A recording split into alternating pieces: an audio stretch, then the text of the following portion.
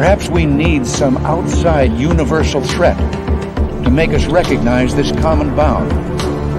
I occasionally think how quickly our differences worldwide would vanish if we were facing an alien threat from outside this world.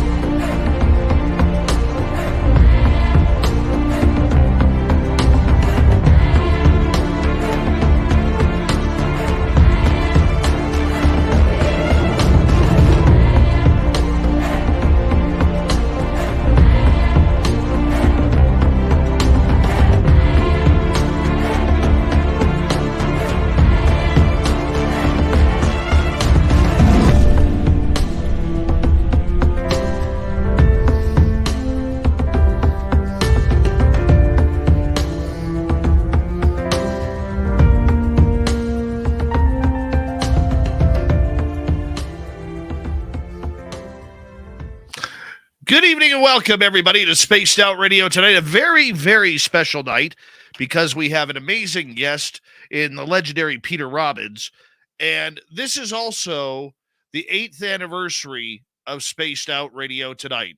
We started this show in 2014 on this day, going 7 days a week. We've been 7 days a week ever since. And in hour number 2, Peter's going to be with us for the first 90 minutes talking UFOs. Second 90 minutes, Anonymous Rex, a.k.a. Little Timmy Senior, is going to join me. We're going to go through a brief history run of SOR over the time, and what a pleasure it's been. 8 years. Wow. Think of all the things I could have done. But no, I'm in here, stuck, talking woo with all of you, and I love every minute of it. Let's say hello to everyone in our chat room tonight. We got Race Fan in the gold medal position. Kathy Evans taking home the silver with Penny Van and a nice bronze medal. Hi, Shiro. How you doing? Roy Boy, Lisa C. Thank you for joining us. A great veteran who listens to this show, former U.S. Air Force, Human Carl. Human Carl is here. Thank you for your service, Human Carl. We very much appreciate it. Crystal J. Brown Dwarf. How you doing? The lovely Tracy Scott from the UK. How are you this morning? Tracy, by the way, will be signing autographs after the show. Line up to the left of the studio if you don't mind. To the left of the studio. Want to say hello to Jules. How are you tonight? Thank you for joining us. We very much appreciate it. And who else do we have here? We have, let's see here, D. Cohen from DC. How are you, my man? Jessica S. Pink Volo. Number 19 in your program, number 1 in your hearts. From Luleå, Sweden, Lars Jansson. Paramarv, how are you? Thanks for coming on in. And Kevin, nice to see you. And who else do we have? Verpine, welcome to SOR chat again. I believe this is your second time in.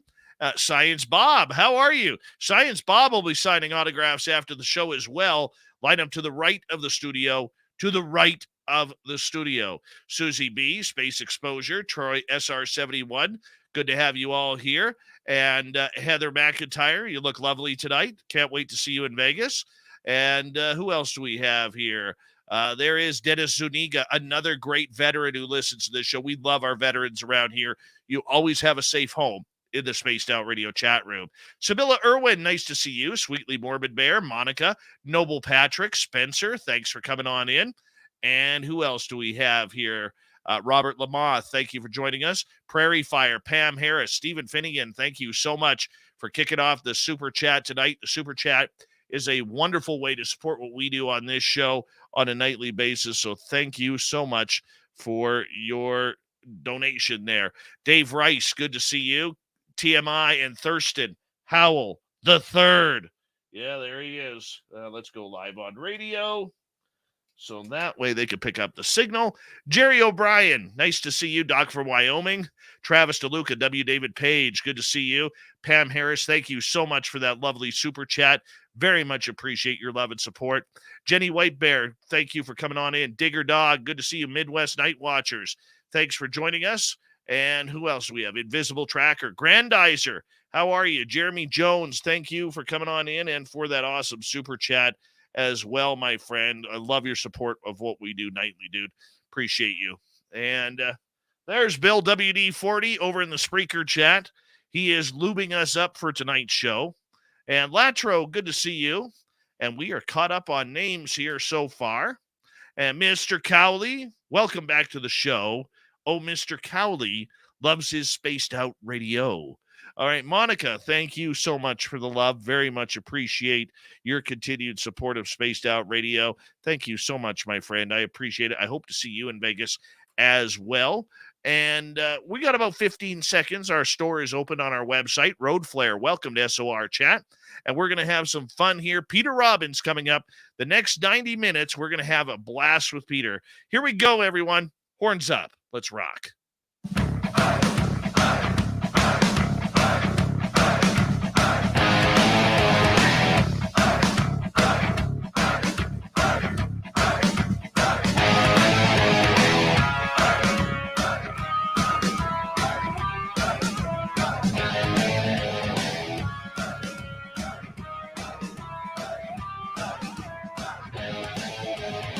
From the snowy mountains of central British Columbia to you listening around the world for year number 8, this is Spaced Out Radio. I am your host, Dave Scott, sitting in the captain's chair of SOR headquarters. We welcome you to tonight's show on our terrestrial affiliates around North America, digitally on Odyssey Radio, TalkStream Live, and KPNL. All of our archives are free. Join us at youtube.com/Spaced Out Radio. Do old Davey the favor, hit that subscribe button. You can follow us on Twitter at Spaced Out Radio, Instagram at Spaced Out Radio Show, and on TikTok at Spaced Out Radio. Our website is spacedoutradio.com. We have a plethora of features for you, including rocking out to Bumblefoot, reading Shirky Poo's Newswire. Check out our swag as well. Tonight's show is brought to you by Chive Charities. Help make the world 10% happier by visiting Chive Charities today.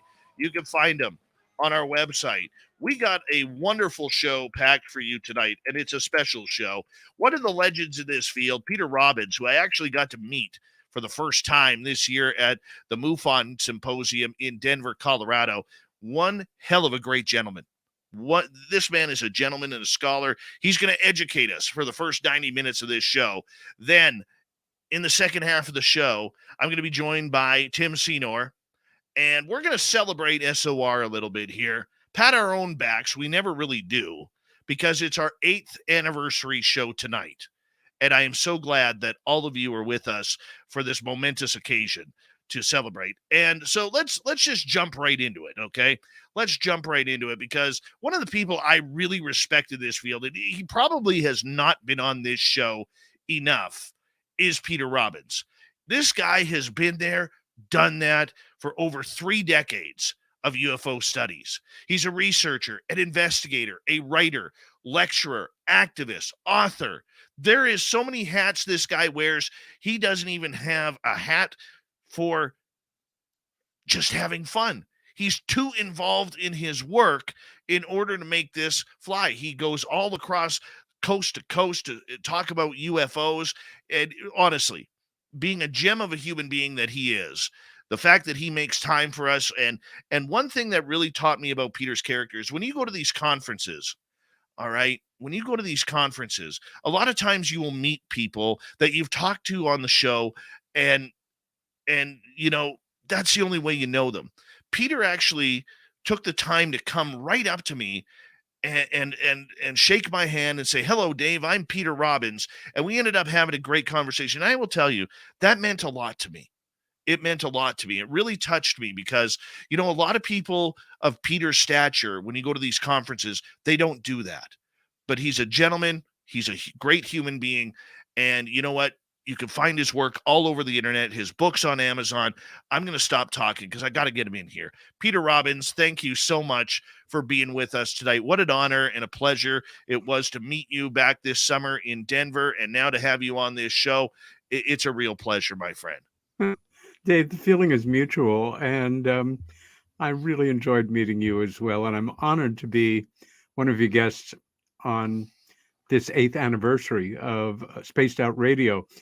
I had not realized you go live 7 nights a week. I do it once a week here in the States, and I have a podcast in the UK once a month. So hats off to you, brother. That's amazing. And Thank I you. do have a hat for having fun. No question about it. You do this work all the time. You try to live, eat, and breathe it, and you can become certifiably insane in a relatively short period of time. So I do maintain my other interests, read books that are not about UFOs, have Oh, friendships that have nothing to do with the subject. Um, but glad to be here. I'm not sure how much educating I can do, as I find that I'm still educating myself. I know at this point in the years that I've been doing this work, how little I absolutely really know that I could bring to court and prove empirically.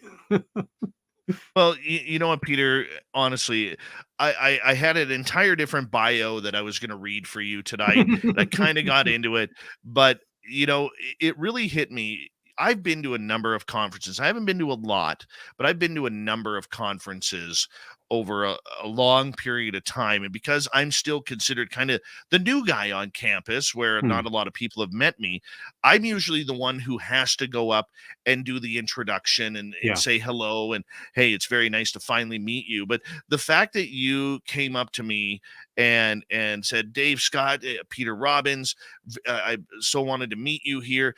Peter, you have no idea how much that meant to me. It really meant a lot because I consider you in that Grant Cameron type of legendary status. And I know you're gonna kick my butt for that, but that's where I consider you. And you're somebody who could teach somebody like me or our audience a lot about this history and what's gone on over the years. So the fact that you would do that, it really hit home with me. So thank you so much for doing that. You're welcome, Dave. But I guess it's instinctive with me. I was very fortunate in the way that I kind of came up in the work. I went from knowing nothing about it and kind of being plunged into it without any preparation or even desire.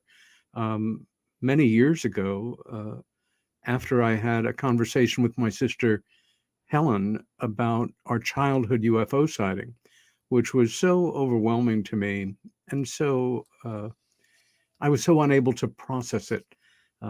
Five silvery white disc shaped, clearly unambiguous oval craft, close enough to make out windows in a precise V type formation. I repressed the memory. I did it very successfully for many years. And when it finally came back, I was overwhelmed, quite broken down, really. My rational mind said, how could anybody ever forget the most extraordinary thing they ever saw in their life? But I had. And we know that, repressed memory syndrome is a very real part of the human makeup when necessary. But that um, was the precursor to my sister telling me extremely clear conscious memories of being taken when she was a kid. And we were very close. She passed about 20 years ago. And I knew her well enough to know that she wasn't lying. And for a moment, I thought, well, obviously my sister's gone crazy. Literally a moment, Dave, because then I caught myself saying, but 6 seconds ago it was okay to have five flying saucers close enough to see windows over the Parker's house. And I became obsessed, not even in a healthy way, but within a relatively short period of time, a year or two, I had started to find my first mentors, make contact with people. And then as I realized this is important work and I should be doing it, the people I reached out to who were absolute legends to me, people like Stanton Friedman and Timothy Good in the United Kingdom, other respected individuals in the field, literally every one of them was warm, encouraging, um, corresponded, did not ignore my sincere requests for contact with them and discussion. And I thought, if I ever get to a point where I have some influence in this work, I'm certainly not going to play games with people or be a prima donna.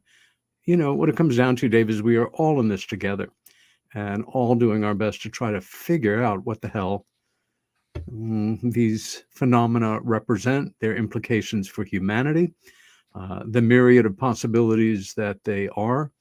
And, I'm in the trenches with you.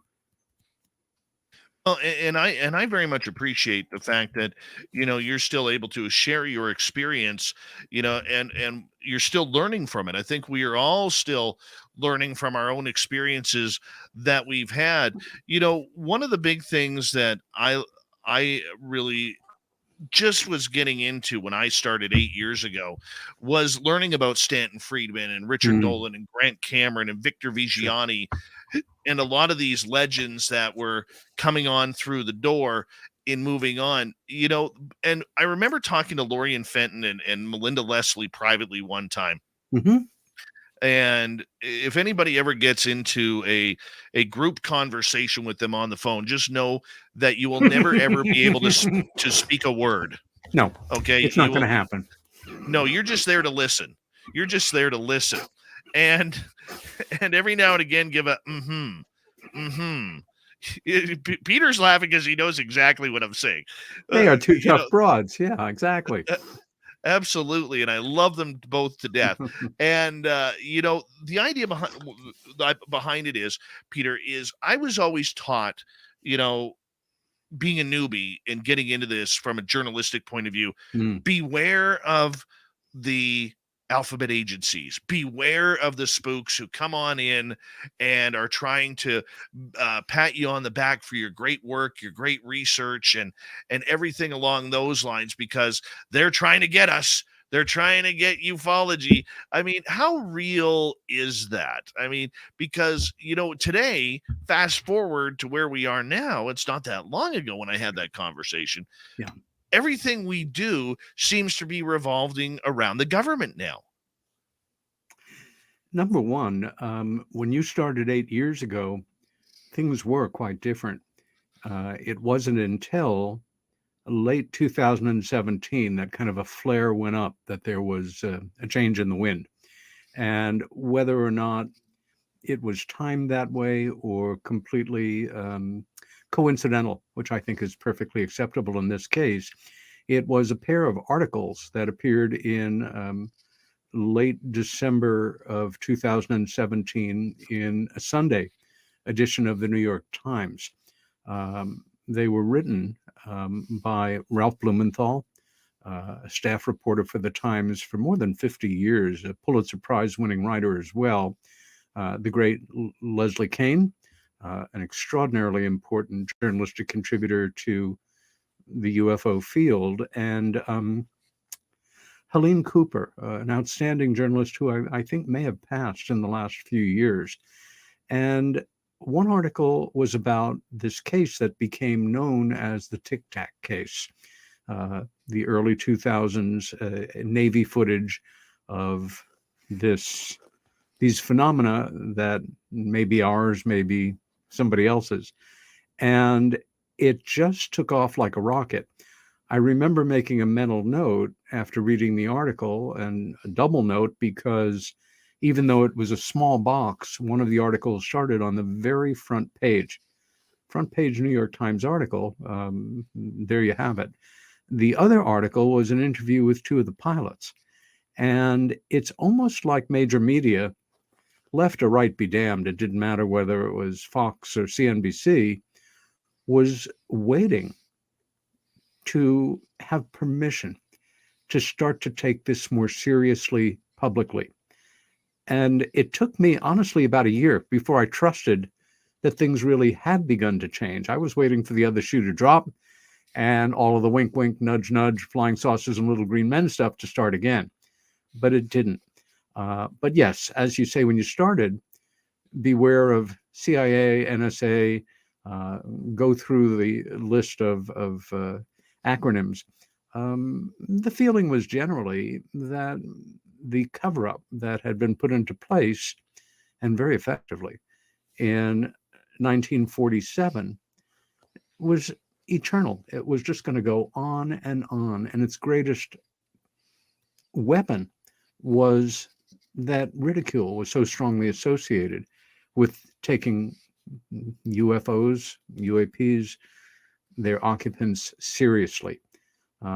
It was deeply enculturated for decades that just expressing that view was your mouth's moving, but it's a presenting sign for I'm either mentally ill, I live in a fantasy world, I want to hoax you, I'm a mystic. Um, the great social observer and psychiatrist, Dr. Wilhelm Reich, had a wonderful phrase called evasion of the obvious. They're right here. They're right in front of us. People see them every day. People are involved in contact every day. But good luck going forward and making it public. It worked brilliantly. That ridicule was so ferocious and so deeply culturally ingrained with really vicious humor. But if you were a commercial pilot, an academic, a scientist of almost any sort, certainly an astronomer, a mental health professional, a politician, and you went on record that you took seriously the possibility that advanced craft from parts unknown was visiting the Earth with impunity for whatever reasons, you could literally lose your career. No joke. And that has begun to change. I'm sure there are a number of three-letter agencies that wish it weren't and are doing their best to manage it or to stage manage it in a say, slow it down, but it doesn't work anymore. The old model of you say that in public and you're going to get ridiculed, you don't. In fact, more often than not, you draw interested, intelligent people who have also been holding their tongues and are now, engaged in dialogue with each other. It's a healthy time in that sense that we live in. May I please ask, is it healthy, though, that those who are trying to cover up this entire subject that we have been fighting for honesty and integrity over for the last number of decades, why should we team up with them if they're still willing to give us nothing? And I like Lou Elizondo. Let's use him as an example here. I really like Lou Elizondo. I think that, deep down, he wants the world to know the truth. He wants the public to be able to understand that there is a phenomena going on that is bigger than all of our lifetimes. But on the flip side, we know he's a part of Space Force. We know that he has secrets that he's not allowed to tell and experiences that he's not allowed to tell due to his NDAs, and to me, it's like talking out of both sides of his mouth. And I don't think he does it because he wants to. I think he does it because he has to, because in the end, he still needs a paycheck. There's a mortgage to be paid. There's retirement money to put away, maybe children's college educations to pay for or whatever it may be. Hey, we all got cell phone bills, and, this is where I get confused. And this is where, Peter, I tell my audience, be wary of everything. Be wary of everything. When somebody tells you the sun is shining, look for those clouds that are still in the east. You've made very good points here, Dave. I think number one, we're always going to have alpha personalities emerge in this work. And as they say, the squeaky wheel gets the grease. The person who is out there in the public eye, whether they're an independent entity or have a history in government intelligence, military, NASA, what have you. It's an imperfect system, and it's in transformation right now. When Lou became a public figure, I was fascinated, like most of us were, and did my own homework on his background, understood immediately that if he was as sincere and as genuine as he presented himself, he was between a rock and a hard place at best. And rather than, pal up, I simply observed, as did a lot of colleagues, other ones, you can't get photographed enough with the person who's in the news the most. And, there are people in the work who love the attention, who are doing the work because they're sincere about it, but also there's almost a show business aspect to it. And, you want to be the one who gets the attention. Ideally, if you are making, a revenue stream on this, and there's nothing wrong with that, that you actually are, utilizing your skills, whether it's in broadcasting, writing, documentary filmmaking, to get yourself in the picture, as well as cover the scene as it's happening. I wish Lou well. I still don't know, what's really behind his doing what he's doing. I'd like to think, and it can, certainly change at some point in the future, that he is sincere, that he is saying up to the edges of what he is allowed to say, and doing his best in an imperfect situation. The other possibility, of course, is that we're being set up. I don't get that with Lou, but people can be used, even very smart people. As for your attitude about being suspicious, for me, it's a matter of stay skeptical. A lot of people assume that somebody like me, for example, that does this work and is fairly well known for it, simply has an attitude of broad acceptance of any new case that's brought to my attention. I have to be particularly careful because and it's actually more than 40 years, I'm almost horrified to say that I've been involved in this work,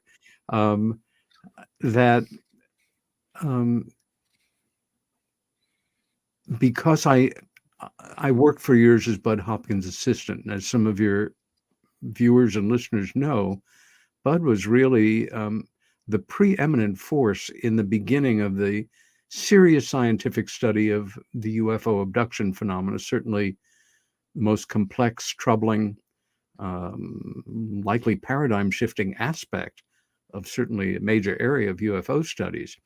And I passed through a point after being privy to working with several hundred people through Budd before even going off seriously on my own, and seeing the kind of evidence you could bring to a court, not just anecdotal, but physical, that I have to characterize myself by saying I no longer have the luxury of disbelief. So that means I have to be extra careful. Also, that I have an event in my past as an investigative writer, and if somebody intends to fool you, if you're a person of basic goodwill, even if you're a critical thinker, if you accept people at the start at face value and don't assume that they're playing you or lying to you or using you, if they are, it can be very embarrassing. And that happened to me after years of working with somebody who claimed that they were involved as an eyewitness in part of the well-known Rendlesham Forest UFO Incident in England. We ended up writing a best-selling book on the subject and became quite well known in the UK. But years later, his story started to unravel, and then basically was shown up to be a complete fabrication in great part. I had to cop to that because he took me in, and I helped take thousands of people in because of my sincerity and hard work and missing certain things. So Peter, I'm going to get you to hold on right there because we are going to go to break here at the bottom of the hour. Yeah, sometimes radio breaks out into a good story, but we have to do it tonight. Researcher and author on Spaced Out Radio. We'll be back with the second half hour right after this.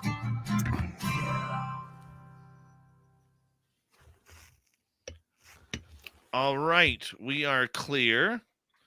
And Peter, I'm just going to put you back in the green room here.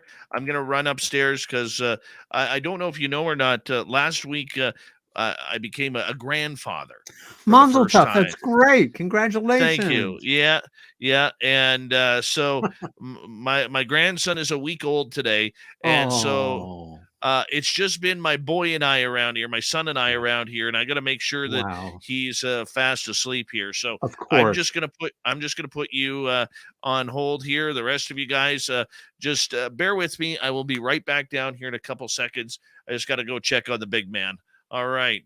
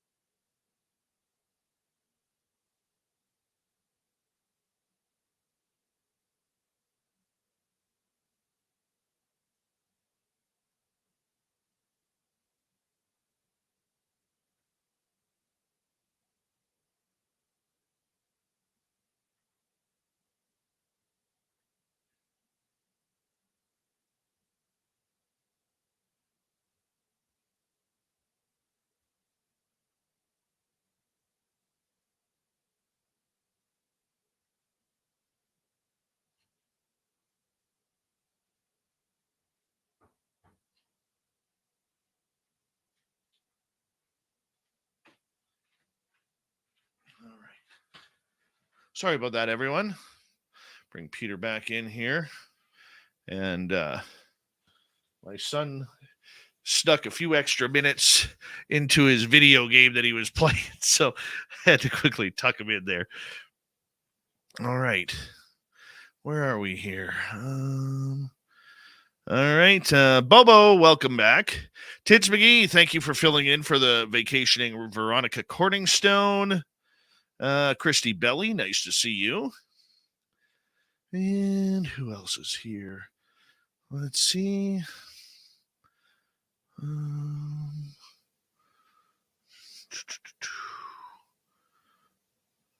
Lala Bright, welcome and thank you for the lovely super chat. Very much appreciate it, my dear. I hope you're having a great night with Science Bob. Give his top of his head a little pat for me if you don't mind. Robert Lamoth, good to see you, 509er. Thanks for coming on in. And we are caught up. Peter Robbins is our guest tonight on the show. We will be going here in about 45 seconds. And thank you, Pixie Lara, for the happy anniversary. And Jan, how are you? Welcome back. Don't forget, we have our Vegas party planned for next year, people. May 19th through 21st, 2023 at the Golden Nugget in Las Vegas, Nevada, our second annual fan party. And we're going to have more information up on our website very, very soon. But we are going back. We want all of you to come on with us and join us. We're going to have some very special events for you, including Carter Bouchard's poker tournament. Yeah, we want you guys to come on in and have some fun with us. And yeah, go on Facebook. You can enter the event. It'll pop up, and you can hit it right there that you're coming. Here we go.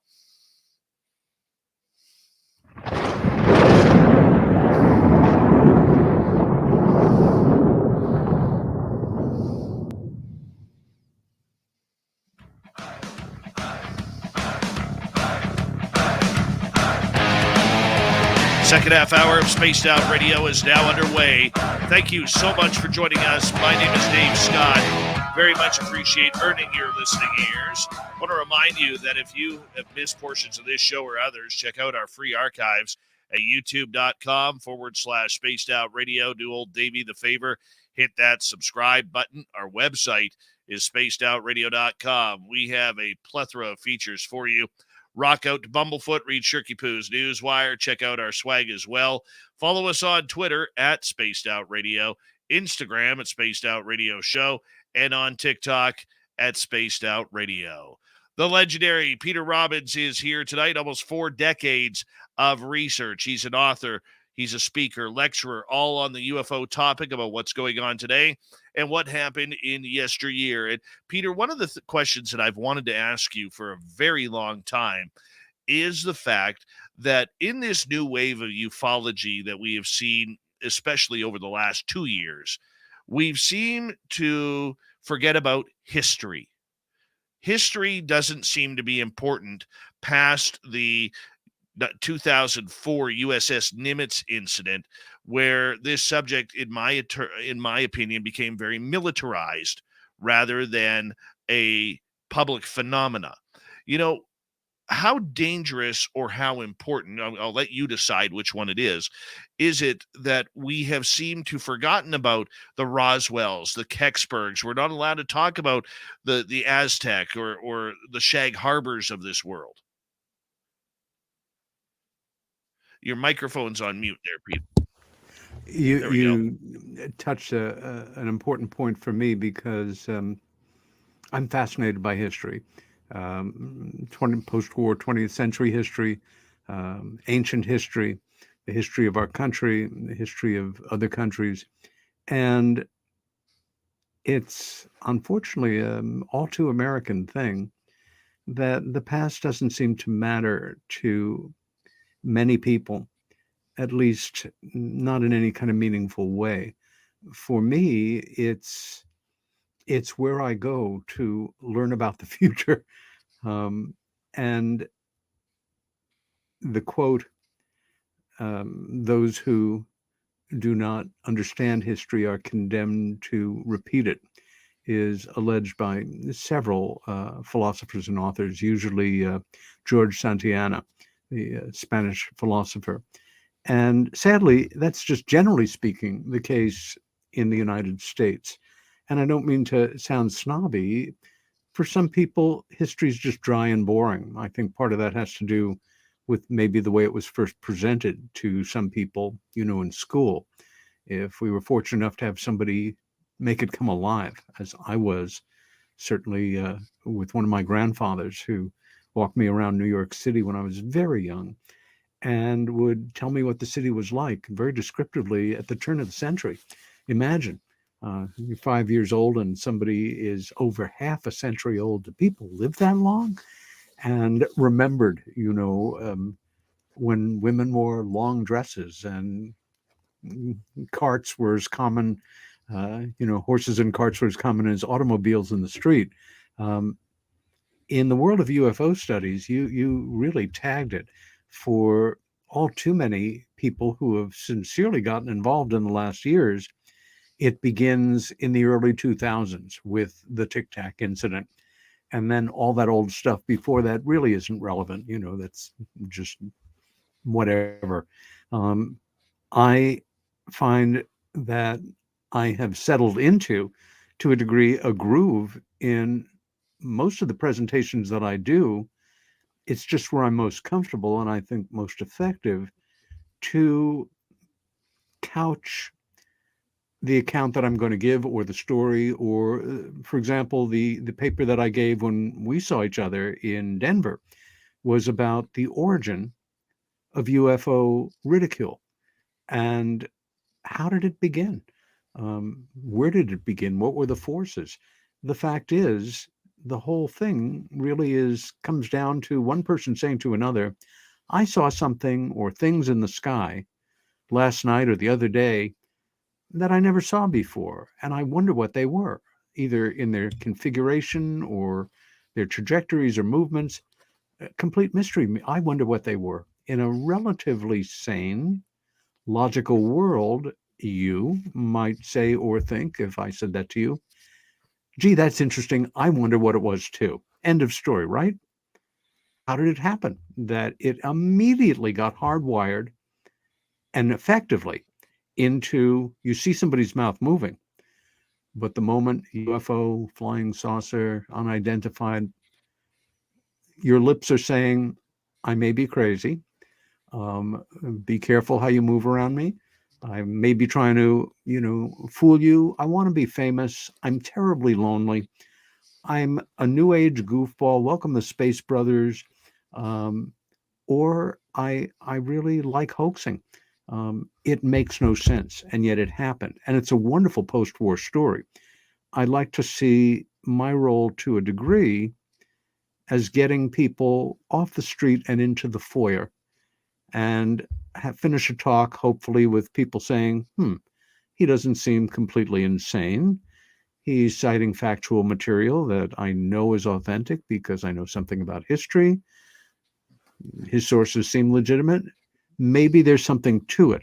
And then hopefully they pass into the rest of the house where the rest of my colleagues grab them and fill them in on lots of things that they are doing. I wish more people were interested in history in general. And I wish more people were interested in the history of the UFO studies movement, so to say.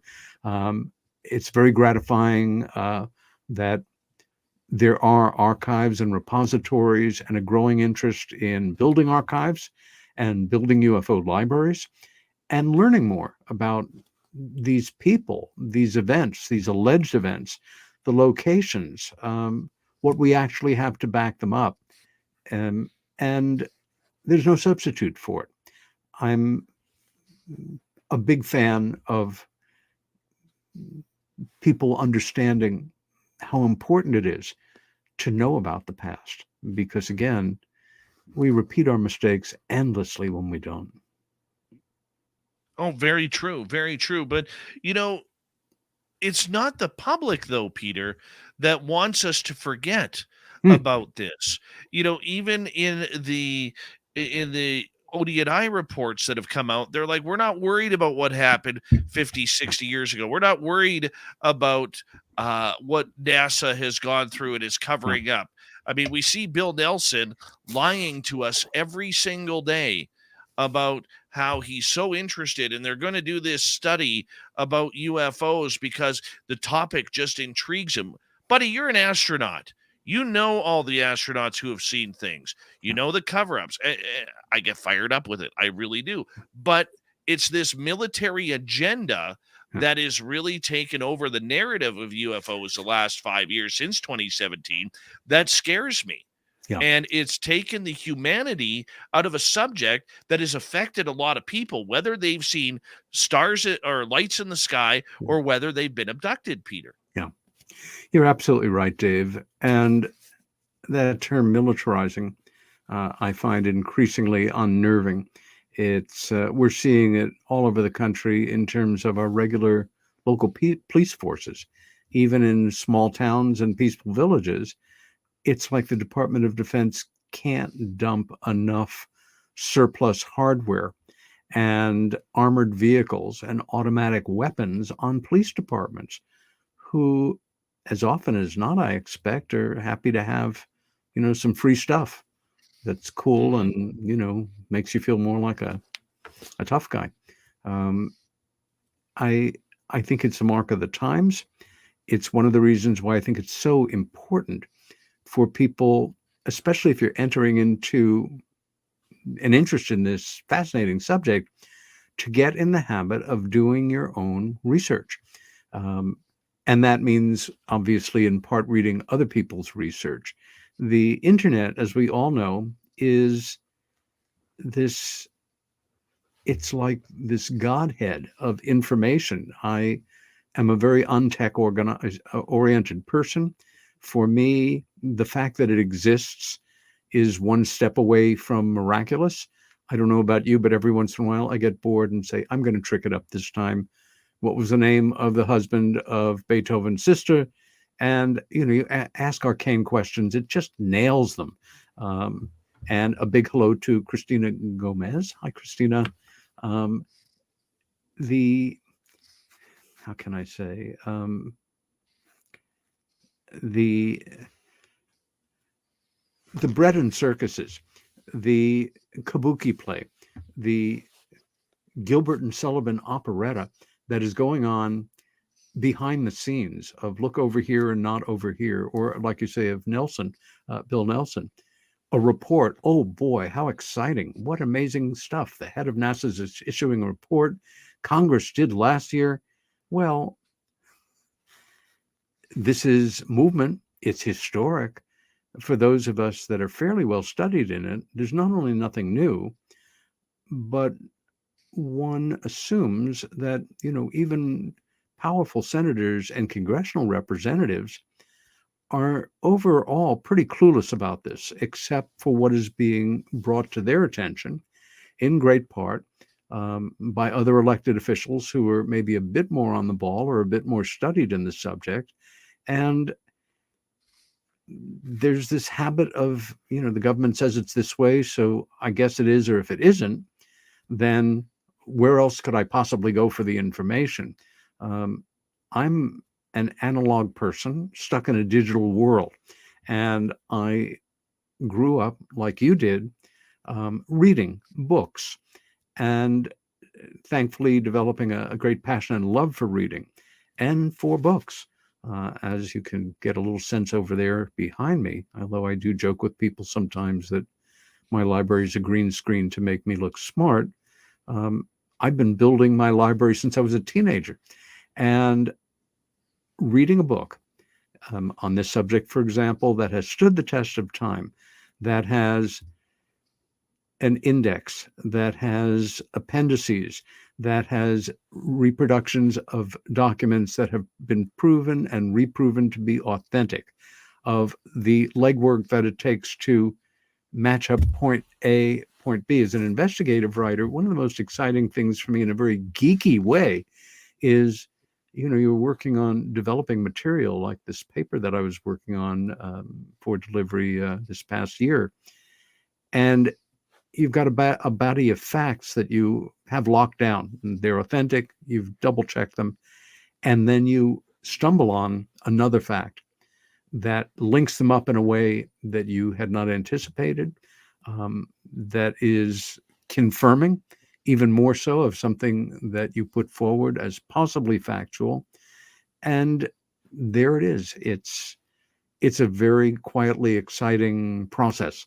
At the same time, I'm one of those people who is comfortable in archives and libraries and really musty, dusty, quiet places, or being out in the field, or one-to-one with colleagues, witnesses, experiencers, abductees, who for me began as my priority and will always remain my priority, because we talk about cases and incidents and events.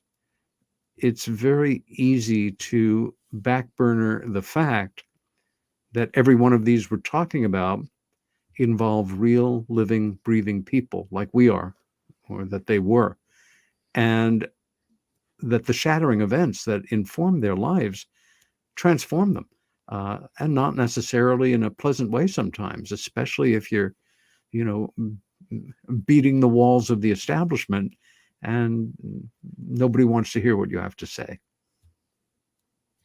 Well, you know what? It's true. Nobody seems to want to hear what we have to say as researchers. We've been shoved to the side. A lot of radio shows and podcasts and YouTube channels have recently been shoved to the side. Experiencers over the last 5 years have taken more hits to the chin than a hockey player in a fight. Yeah. And yet we're supposed to only believe now military witnesses, airline pilot witnesses, I mean, look, I know these men, brave men and women, are incredibly talented, incredibly knowledgeable. Their job is to find anomalies in the sky because air flight is a dangerous task. Whether you're flying a $60 million fighter or whether you're carrying 240 passengers, one of the two. But the idea that they are the only ones having experiences out there with this phenomena, it really narrows down an entire narrative, Peter, that seems to be being played. So when you take a look at this narrative, as we got about 8 minutes to go here, when you take a look at this narrative, what do you think the narrative is for? What is the narrative about? The secret keepers, for lack of a better term, were much more fortunate than I think they imagined they might be in the summer of 1947 in inundating the American public and by extension the Western world with the repeated understanding that whatever this phenomena was, certainly none of it represented advanced technology from parts unknown, under intelligent control, coming and going with impunity. Whatever it wasn't that. And if you believe it was, well, you're to be more to be pitied than censured.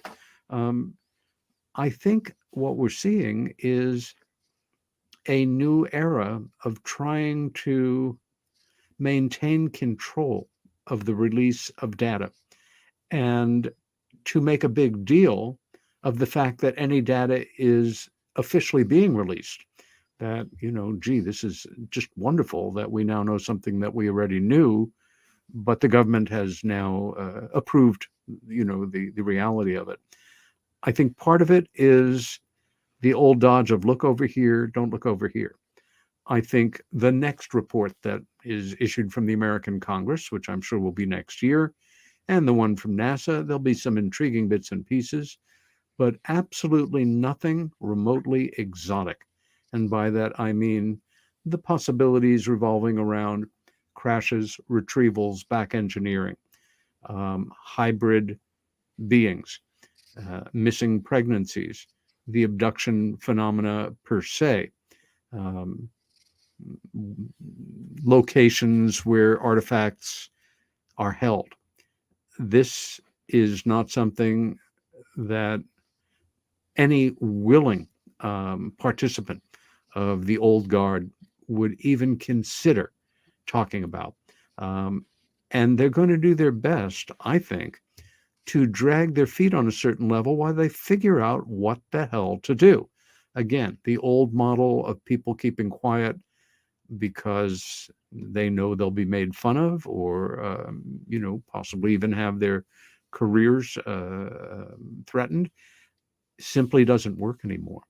So the best they can do is just try to manage it. At the same time, I remember once at an international UFO Congress, I was on a panel discussion with Whitley and Ann Strieber and Stephen Greer and myself with Yvonne Smith moderating. And Steve gave his usual very enthusiastic pitch for disclosure now, disclose everything, we the people and all that. And I don't think he was thrilled with my response, which was essentially, we really need to think this through. First, people like you and I, like many of your listeners and viewers, have studied this, have thought about it, have passed through their own personal before and after, that everybody has a different experience of it, but oh my God, it's real. And you go through the looking glass and you start to see the world in a different way. Again, I think to pay attention to the regular people that are having these experiences. And I know that there's a lot of controversy, especially now, around using hypnotic regression as a tool to retrieve information in alleged UFO incidents. The fact is, if you have a well-trained practitioner who is respectful of the subject, who is empathetic toward the individuals who they're dealing with, who understands that in using this tool, even if they are at that point, they want it, and they're ready to go. And I have witnessed more hypnotic regressions than I remember. And I myself have been regressed 3 times years ago, and it confirmed the memories of what I thought had happened. That it can be a very valuable tool in the hands of somebody who, is looking purely to write a book. For example, the witnesses are like bugs stuck on boards with pins in them. It's very important to remember these are real, living, breathing people, or they were, and many of them have suffered as a result. I recently reread one of the best, maybe the best, or certainly one of the best witness-driven nonfiction books in the UFO library, so to say. And excuse me, it's Tom Carey and Don Schmidt's Witness to Roswell, where we are taken into the lives of dozens and dozens of people who had some memory of what went on back there. Children of Roswell, people who were 12 years old in 1947 and whose parents had some inkling of what was going on and the way they were treated when the military came to visit them. I've also met some of these people, most of whom are gone now, and most of them were in their 80s. They wanted nothing. They wanted no money for their accounts. They didn't want to be famous. They don't want to be on TV. They don't want to write a book. They want to be on record with what they remember and what they know before they die. Nothing more, nothing less. And we need to pay attention to those voices also. History. And I agree with you on that. We need to be able to do that. Why do you think there is a hesitancy of this new generation wanting to go back in time and learn what really happened at Roswell? Or did Eisenhower meet with aliens and cut a deal, humans for technology? The way I look at it is, and please, you can have a laugh or shake your head at me, Sure. whatever you like, but I tend to think, Peter, that the reason why we're stopping at 2004, as we got about 90 seconds left, and we could comment after the break, is that there is this UFO Pandora's box that is sitting somewhere deep, 88 stories below the Pentagon somewhere, and they don't want to open it. And they don't want us finding out about it because the secrets that are in there, whether it's knowing who's being taken, whether it's Eisenhower making a trade, whether it's Bob Lazar or David Adair or Area 51 or Dulcie and Phil Schneider or whatever UFO conspiracy you want to come up with, I think the answers are in there. Yeah. And they don't want to tell us what they've been hiding, not only from the American people, but their governmental counterparts and the rest of the people of the world. Because I tend to think, Peter, that we have very few people who are controlling the future of 7.5 billion on this topic. Yeah. I know we're going to break shortly, but I think for starters, the fear of what may result if all this information, or even a part of it, is confirmed in a manner that is unquestionable and becomes public, the unpredictability of what may result in the real world keeps the forces that be playing these damn games. And part of Very it, true. yeah, Very true. Let's continue this conversation when we get back from break here. The legendary Peter Robbins. You can find his books on Amazon. You can check out any of his lectures. This guy's all over YouTube, all over social media. Easy to find. 40 years of research. We got him for one more half-hour segment, and we're going to make it large when we come back on Spaced Out Radio.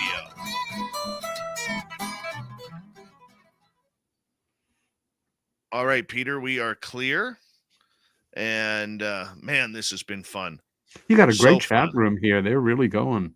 Oh, they are going nuts right now. They are going nuts right. I love these people. Yeah, I love get these that. people. I'm going to put you in the back room here, And if you want to chat with them, you'd have to go on YouTube. You can't do it through the Spreaker side. But I will be right back. I just got to go check on my son again, people. So excuse me, please. Might have to take the headphones off before I go.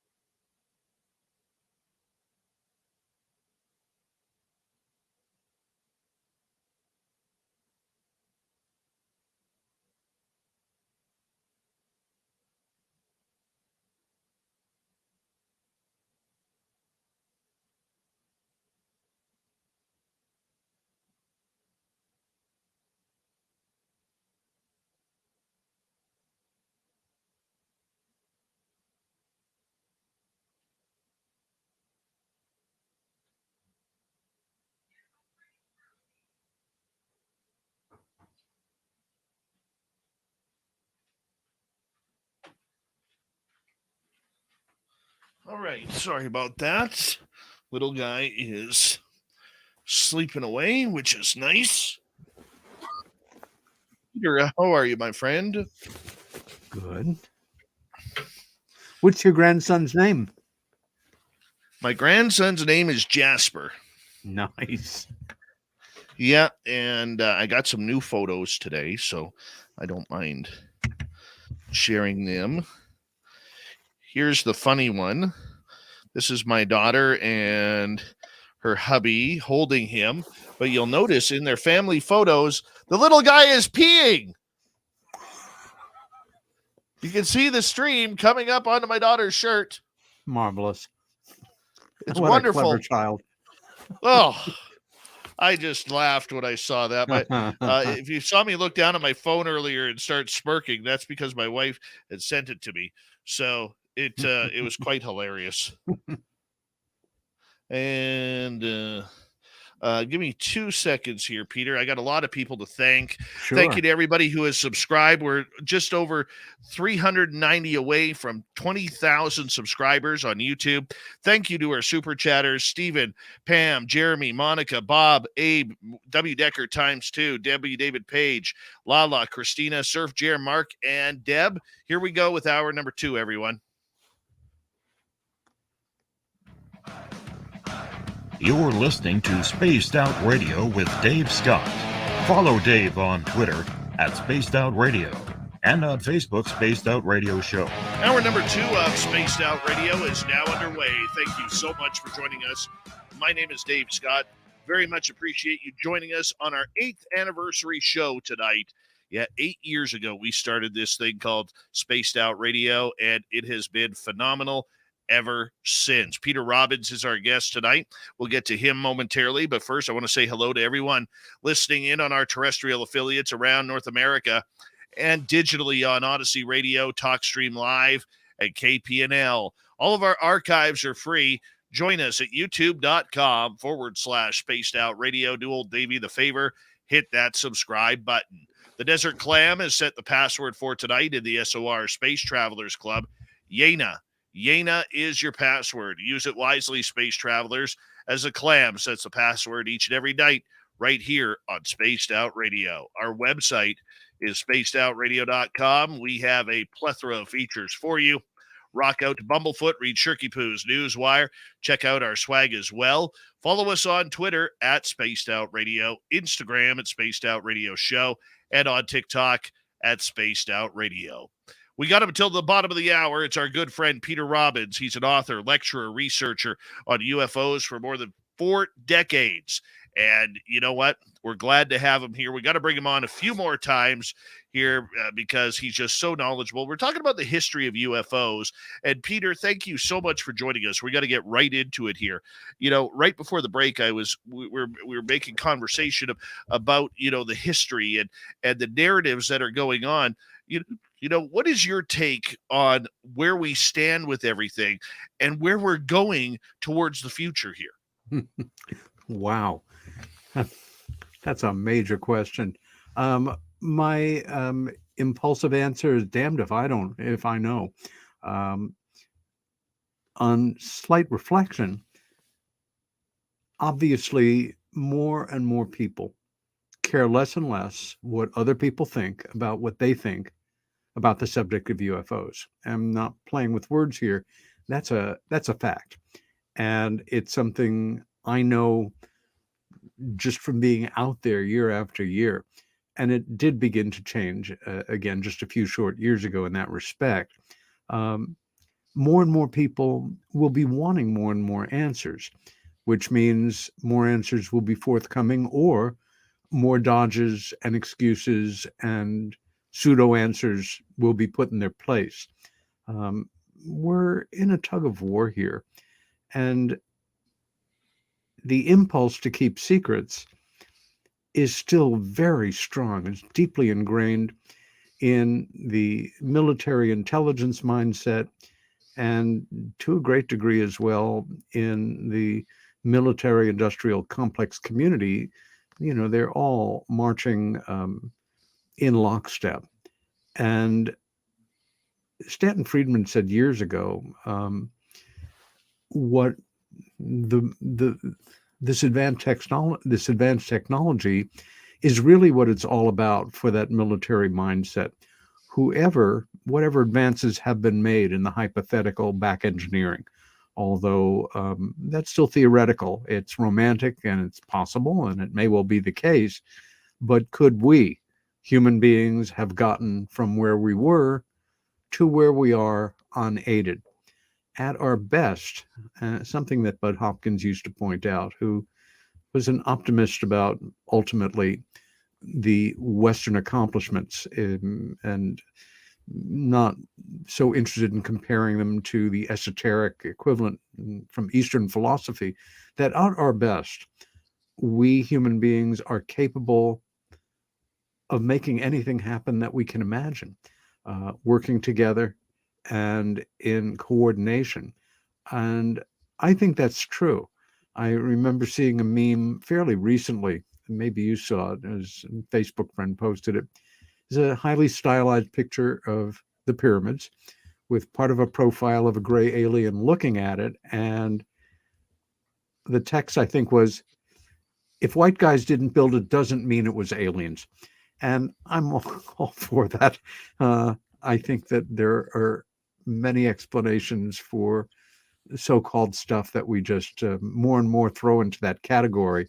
And I've been a guest on Ancient Aliens. They've done some wonderful shows. My old friend Giorgio is now one of the best-known UFO personalities in the world, and his hair is the most famous UFO-related hair in the world, even more than yours and mine, Dave. And I think the fact that the show is called Ancient Aliens has given them a challenge of trying to come up with stuff, although certainly many shows don't deal with that theme. But that impulse of, oh my gosh, there's an 18,000-year-old cave painting of a being with large looming black eyes and lines coming off of them that must be energy, and it's got to be an alien. My first thought, I'm not an anthropologist, but my first thought is that could be charcoal, and those lines could be sticks coming off of a simple armature, kind of a mask for marking some arcane or completely lost to history moment. Again, where are we going? It's unsure. And anybody that tells you that they know, I would have to question. I think we are in the process of disclosure. I don't think it's going to happen in the way that many of us dreamt of or kind of fantasized about, of world leaders going on television at the same moment, and the American president saying, it's my solemn duty to inform you that blah, blah, blah. We have to remember that the secrets started here, that core of the national security state and other national security states that have kind of spun off all begins in 1947 in drawing the wagons around what was considered the greatest security threat in the history of civilization, that the world would know that we're not alone. And who knows what they would do then. Religions would disintegrate, the stock market would crash, the petrochemical industry would fall, but maybe not. And it's that fear of the unknown, which, when you think about it, is the basis for all fear. Are we alone? It's not going to cause some of us to lose sleep if that is confirmed in some official way. Other people, their lives will change forever, and it will be something that will cause a great deal of consternation. I used to get, in a bit of a snit or, aggressively argumentative when I was younger about people who just dismissed the possibility. I now tend to see them as somebody who is anxious, who is frightened about what may be, because if it's that kind of revelation I had when I was 14 years old of looking up and seeing these things that I knew didn't exist, but there they are. Everything that I thought was true, that the adult world had taught me or inferred, was now open to question. And that was too much for me back then. It's too much for millions of people still. And we need to be compassionate as we move forward and do our best to help people step into an area where they're not intimidated about beginning their own education and their own search for knowledge in this field, or starting to, tune in people that we respect who have established themselves as fairly knowledgeable and fairly rational, and hear what they have to say and then come to their own conclusions about it. Peter, I want to ask you another difficult question then. Do you believe in disclosure? Because I don't believe in disclosure anymore. I used to. I don't. Now, I think we are in for what I call a confirmation, but I don't. To me, disclosure means the modern day ufology from Roswell on out, we need to know the answers. That's what disclosure is to me. We're not going to get that. And this is why I'm wondering if we are more in a confirmation effort than a disclosure effort. So you, my friend, I'll put you on the hot seat here. Do you believe in disclosure? I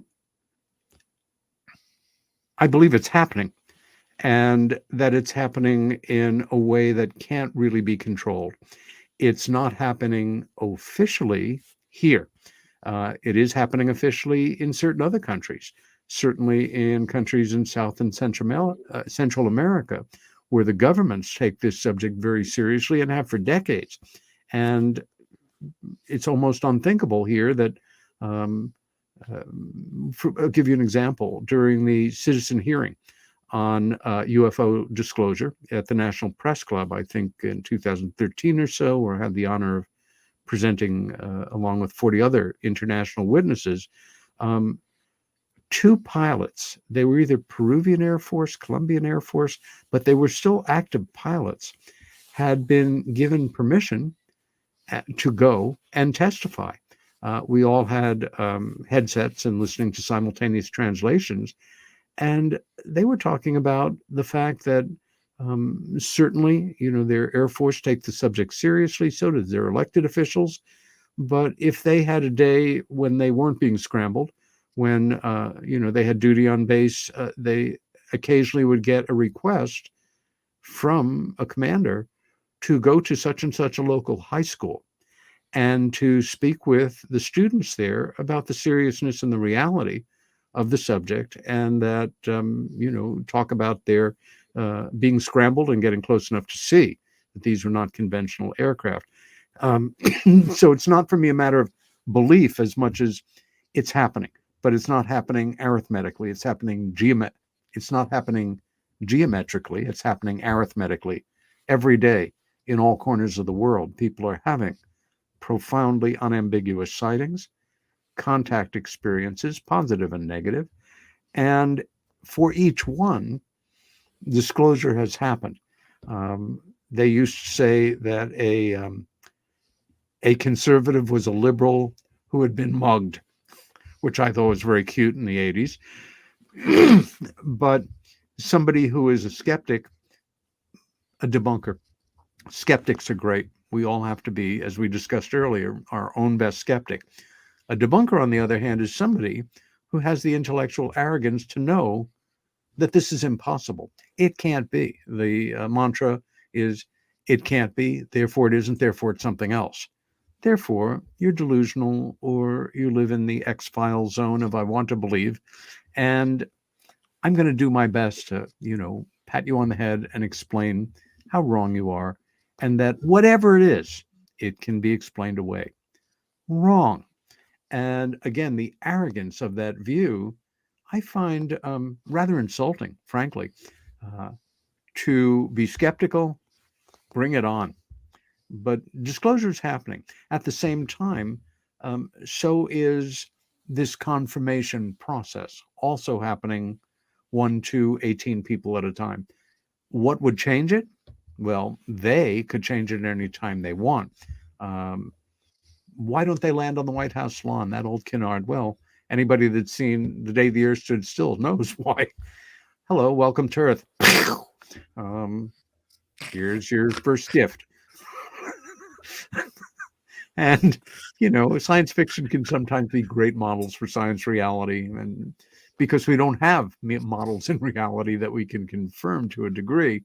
So these things are happening, and they're accelerating, and the effort to slow them down will accelerate. Again, it could all change overnight, or it could just drag on for years.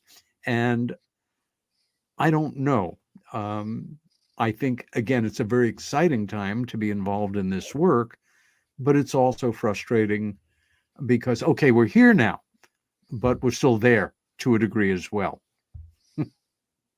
Well, I get that, and I can appreciate everything that you're saying. I mean, there is a naivety on what's going on right now, and I really believe that from a journalistic background, in in almost 20 years of journalism that I have done, I really feel, Peter, that if the media cared about this subject, if they cared to learn about this subject, if they cared to ask true investigative questions Yeah. about this subject, we would get more of a true disclosure than the games that we are being played.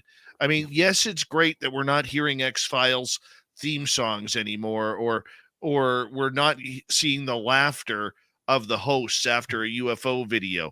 There you That go. is a big step up. Okay, that is progress. I think that needs to be commended. When you see, as much, there's the one guy, and my audience will know this for saying this, but the one guy, that I really want to punch in the face on the ice is Tucker Carlson.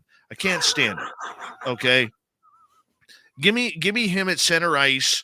I mean, I think he's in New York or wherever the hell he is. Just give me him like 30 seconds. That's all I want. But the one thing I will give Tucker Carlson credit for is he's really the only personality, because I don't call him a journalist. He is the only personality out there who refuses to drop the subject. Yeah. But he hasn't asked any tough questions yet. We're waiting for him to ask those tough questions. Like all of this NASA stuff that's going on, this crap with NASA, that is perfect media fodder. Yeah. Perfect media fodder. What's happening with no report since October 31st? That is, if it was any other topic besides UFOs, if it was healthcare, if it was military, if it was, about abortion or whatever it may be, it would be mainstream news. But because it's UFOs, they don't get it. And I know why, because if I know you watched my presentation in Denver, it's because the media doesn't know how to cover this subject. That's because right. they've never wanted to cover it. But that being said, that plays right into the narrative. That's right. Okay. That plays right into the idea that the medium is the message. But if you control the media, you control the message. Yeah. And that's where the danger begins for our topic. Wise words, Dave. And the fact is that although we are now, let's say, 5 years into this post-ridicule era, although it's not completely disappeared, there's 71 years that we were in it. And media people are cautious to a degree. They want to keep their jobs. They want to build their audiences. They want to sell more products and make more money, boost their network ratings. And some of them are still very antsy about this subject. Others, like Carlson, know they've developed a niche that they don't even have to push further than they are. The fact that, oh my God, Fox, this huge, juggernaut of a news compendium, has somebody that's talking about this. How cool is that? You find lesser people who are not as identified with the subject as he is right now, talking about it, in their ideological enemy networks of, CNN, CNBC. And I don't know what the next signal or the next flare that goes up will be to change it. Again, if they want to change it, it can be as simple as taking a wonderful science fiction model. You may remember, and I see we're coming into our end of our time, but it was, I think, in the 80s, a mini-series called V, as in Victory. Yes. It was remade some years ago with more money and more effects. It's still, for me, to be kind of fell flat. You've got all of these super handsome and beautiful blow-dry model people in fabulous bodies who are here to help us with everything, except, of course, their skin is latex. They eat mice. They eat us. They are not nice beings. But it began with one of the greatest science fiction premises I have ever seen. I compare it to Jules Verne or H.G. Wells or Roddenberry, which is one morning, everybody wakes up, and over the 50 biggest cities in the world, 1 mile up is a mothership, a mile across. Game over. All of a sudden, it's the post-disclosure world. It can happen that fast. Will it? Time will tell. Well, we're going to find out here very soon. We got 3.5 minutes with you, Peter. Looking back at 2022 regarding the subject of UFOs, are you happy with the way the year has gone? Are you disappointed? Are you kind of come see, come saw on the way things are? I think my wires are a little crossed with how things went in this past year, with the fact that, my God, we were out in the world again after being locked down for about 2 years. It was wonderful to give talks this year in New Hampshire, in Texas, in Colorado, in England, and feel like, we're coming back. It was pretty good. It could have been worse, but these key points that we've been discussing for the past hour and a half, these sticking points, these frustrations, these obvious ploys, these buying time, this soft selling, this look over here, not over here, really informed the year and may well inform next year as well. Well, it's going to be interesting to see how next year plays out, because I do believe the UFO world and even a lot of the activists that have been involved on Twitter are starting to add up the facts that something doesn't seem right here. Something seems off. I mean, here we are cheerleading our way through, supporting this cause over the last few years, but are we really getting what we need? And I think we're going to be in for a rough year next year, Peter. I really do, because I think this subject, knowing the military wants to sweep it back under the carpet, the government says they want to open it up, but you never really know. Politicians talk out of both sides of their mouth. But I think we're really going to see over the next little bit here that that this subject is going to cause a lot of strife in 2023 with a lack of truth. At the same time, it may be that people within the work are able to reach more people, make more compelling presentations, and that the changes, if we're waiting for them to come from officialdom, you might as well just go to sleep right now and wake up in a bunch of years to check if things have changed. We can trust that they will do all possible to have the appearance of change, of movement, of revelation, but it will be very carefully stage managed. Nothing will come out that they don't want to come out.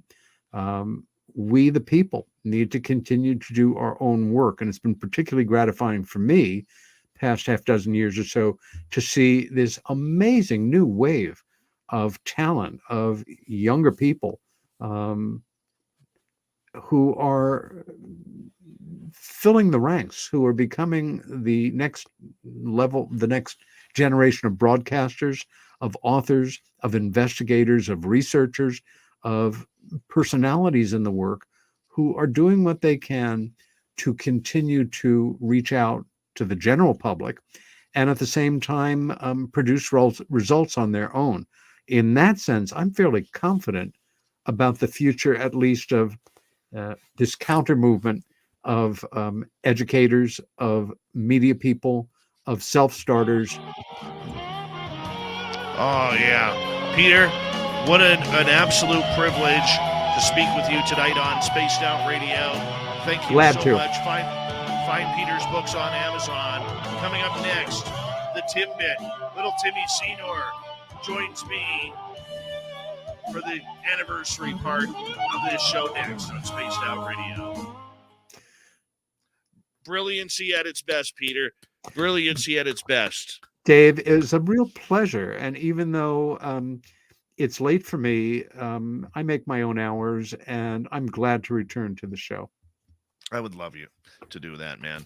Let's sometime late in the winter or wherever, a couple of months, let's see where we are. And if your audience likes it, glad to be a regular guest. Absolutely, my friend. And if you ever need me to speak on your show, you just reach out. I will be there for you. Great. Thanks, Dave. My friend, thank you so much. Much love and happy holidays. Merry Christmas to you and all your loved ones. Family as well, and Happy New Year. Take care. Bye Peter Robbins, Peter Robbins, everybody. How awesome is he? How awesome is he? Just awesome. Well, look at this. We got the Timbit right there. Now, is he using the reverse camera today or not? Because the door is opening on the other side. Okay, now you're screwing me up. I'll do nothing else. Oh, and there's the lip blade himself, Grantavius Maximus. Are you hanging out, or are you just here to say hi? Oh no, I'm gonna hang out with you for a little bit because I got the official invite. Well, so a little birdie told me, you should go on the show real quick and congratulate Dave on his 8 years. And this baby's getting old, man. It's gonna be awesome. It's gonna be. You're amazing. more than welcome to hang out at any time here. I love you, brother. Man. What a great show. Absolutely. What a great show. Peter is a stellar person to interview, and it was cool. I was actually with you. I think, was that your first time when we met him? Yeah, when he walked up to us and introduced himself, and just a classy human being. Yeah, so deep well knowledge. spoken. Yeah. Oh yeah. Well, look at Jenny here. Hello, Timbits. Can't believe I love it. I love it. It's stuck. It is stuck. Yeah. Yes. Yep. Soon it'll be a T-shirt soon. Well, I can't. A T-shirt. Yeah, it should be a little smiling dough ball. It is, but I can't. There's a little bit of copyright infringement on that. Right. Oh. Or Pixie Lara's going South Park on us. Timmy. Yeah, that's classic. Oh yeah. I think ever since that started, I started hearing that everywhere I went, perhaps. See, that's why I figured about that. I figured he's probably heard that one a lot. And look at Raz with the lip blade here. Look at that. He's got wow. a lot of artistic skill there. Hi, Pix. How are you, man? Good to see you. That is awesome. Believe it's been 8 years, bro. As of today. It's amazing. Yeah. I was so nervous. That first show. On the technical side or the interview side, or both. Just you know what? My first show, I was having Alfred Lambermont Weber on. Oh, I was gonna ask. That was gonna be one of my questions. Should we save? Are we on commercial right now? Yeah, we're on commercial. Let's save that for the show. Let's save that, go into because that was gonna be my question. Who your first show was? Yeah. Cool. I'll go over that. Oh, even the dating site came in to say hello, but we're gonna block them. Oh, searching for UFO love. Yeah. They do. That's hilarious. You don't want to be probed by us, buddy. Get out of here. No, we save those for over on Spreaker, where Bill WD-40 is gonna lube them up just for the show. Is that what Bill W does in the back there? That's his job. That's Bill WD. That's why do you think we run so smooth? It's because we're always lubed up from Bill WD-40. The green room. Yeah, I got it. Yeah.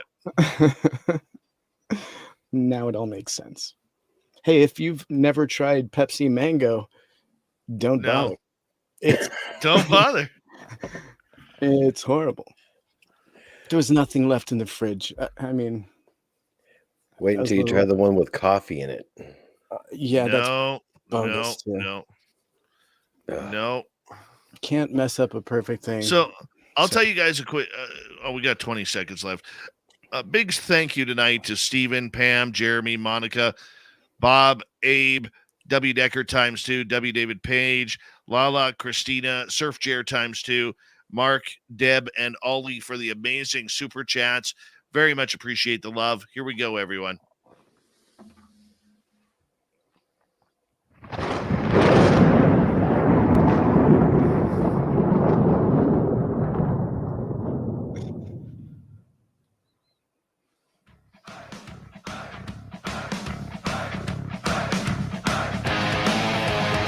We passed the halfway point of Spaced Out Radio tonight. Thank you so much for joining us. We very much appreciate your listening ears wherever you are on this beautiful planet we call Earth. Hello to everyone listening in all around the world. And I want to remind you that if you missed portions of this show or others, check out our free archives by going to youtube.com/Spaced Out Radio. Do old Davey the favor, hit that subscribe button. Our website is spacedoutradio.com. We have a plethora of features for you. Rock out to Bumblefoot, read Shirky Poo's Newswire. Check out our swag as well. Follow us on Twitter at Spaced Out Radio, Instagram at Spaced Out Radio Show, and on TikTok at Spaced Out Radio. It is time once again where we're starting early tonight on the UFO report. And I can't bring this guy in without playing his theme song here. Here's Tim Senor, our resident Timbit, as we kick off, not the UFO report, but we're going to talk about the 8th anniversary tonight of Spaced Out Radio. Nobody's going to know. They're going to know.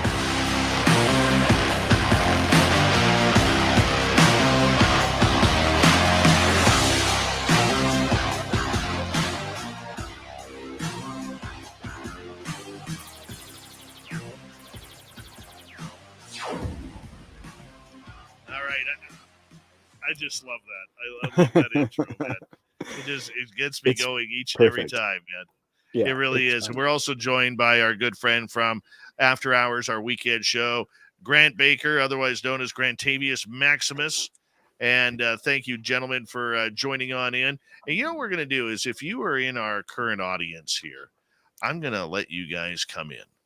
If you guys want to come on in and be a part of the show, you're more than welcome to hop on in here. But, you know, it was 8 years ago tonight where we launched Spaced Out Radio. And I had been out of radio at that point for approximately, 2014, 7 years. When I left terrestrial radio back in 2007, it was really a heartbreaking decision for me. It really was, guys, because I loved radio. I love everything about radio. It's ever since I went to school at BCIT, to one of the best broadcasting programs in Canada. I still have friends now who I went to school with who are teaching there now. I mean, it's kind of incredible. And, you know, it was a journey. It was a journey of learning and living tight. And it was scary, okay, because you learn very, very quickly that for the most part, mainstream radio does not pay the bills. You know, you don't think of things like credit or you know, getting fancy things like a car loan. You know, you just don't think of things like that when you are going through radio. And I worked my last 7 years that I worked in radio. I worked with a gentleman who, I'll be honest with you, I hate the guy. I absolutely hate the guy. And when I left because of him, I knew it was time to leave. And I knew it was time to give up my dream of being in radio. And it was time to get into a career, which I got into financing. And that's all I'll say about that. It was time to get into a career where I didn't have to say no to my children anymore. I didn't have to, you know, I all of a sudden I went from, no, we can't go to McDonald's. No, we can't go to the store and get you new shoes. No, we can't go to, you know, do fun things because there was just no money there. Just no money. And I remember, guys, when I started in radio, I played at a poker game at my friend's house. I was the only one with a college education sitting at that table, and there were 11 of us. And I was the least paid by $17,000 annually at that table to the next guy at the table. All right. It was painful. Yeah. It was really, really painful. But you know what? These experiences, which started for me in 2011, I had no intent of starting Spaced Out Radio until a gentleman named Johnny Enoch in 2014 convinced me to get back on the air and start this show.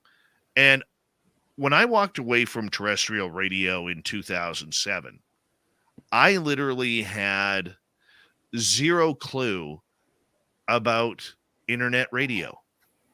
No clue. So when he came up to me, he's like, well, hey, let's start a radio show with you. I'm like, cool, but that's not going to work. He's like, well, what do you mean? I said, well, you just can't walk into a radio show and say, or a radio station and say, hey, I'm going to broadcast from, at that point, we were only 2 hours a night. I'm going to broadcast from 9 to 11 each night, and you're going to pay me for this to do this show, and this is what we're going to talk about. So that's not how it works. He's like, no, man, there's this whole online radio thing that's been going on a few years, and, who cares about the radio stations? The internet has bigger reach and all this kind of stuff. So I was like, yeah, cool. Let's try it. And in 6 weeks, that conversation was on October 2nd, and in 6 weeks, we were ready to go for November 30th. It just came together. And it's been a blessing. It's been a curse. It's been a little bit of emotional at times. It's been hard. I've cried a lot. I've been mad a lot. I've met some incredible people. Mm-hmm. I've had some incredible experiences and seen places that I never thought I would see or be able to go. And hey, man, 8 years in, and I don't feel like quitting. That's good. I'm still having fun. I'm still having fun. And on that note, I actually got you a little something. Do you mind me grabbing it? Yeah. All right. So the Tim Senior. Got you a little something. There's a present there that I cannot open because you're in Oregon and I'm in British Columbia. Right. And so I'm going to go ahead and open it for you, and then I'm going to send it to you, buddy. So Here we go.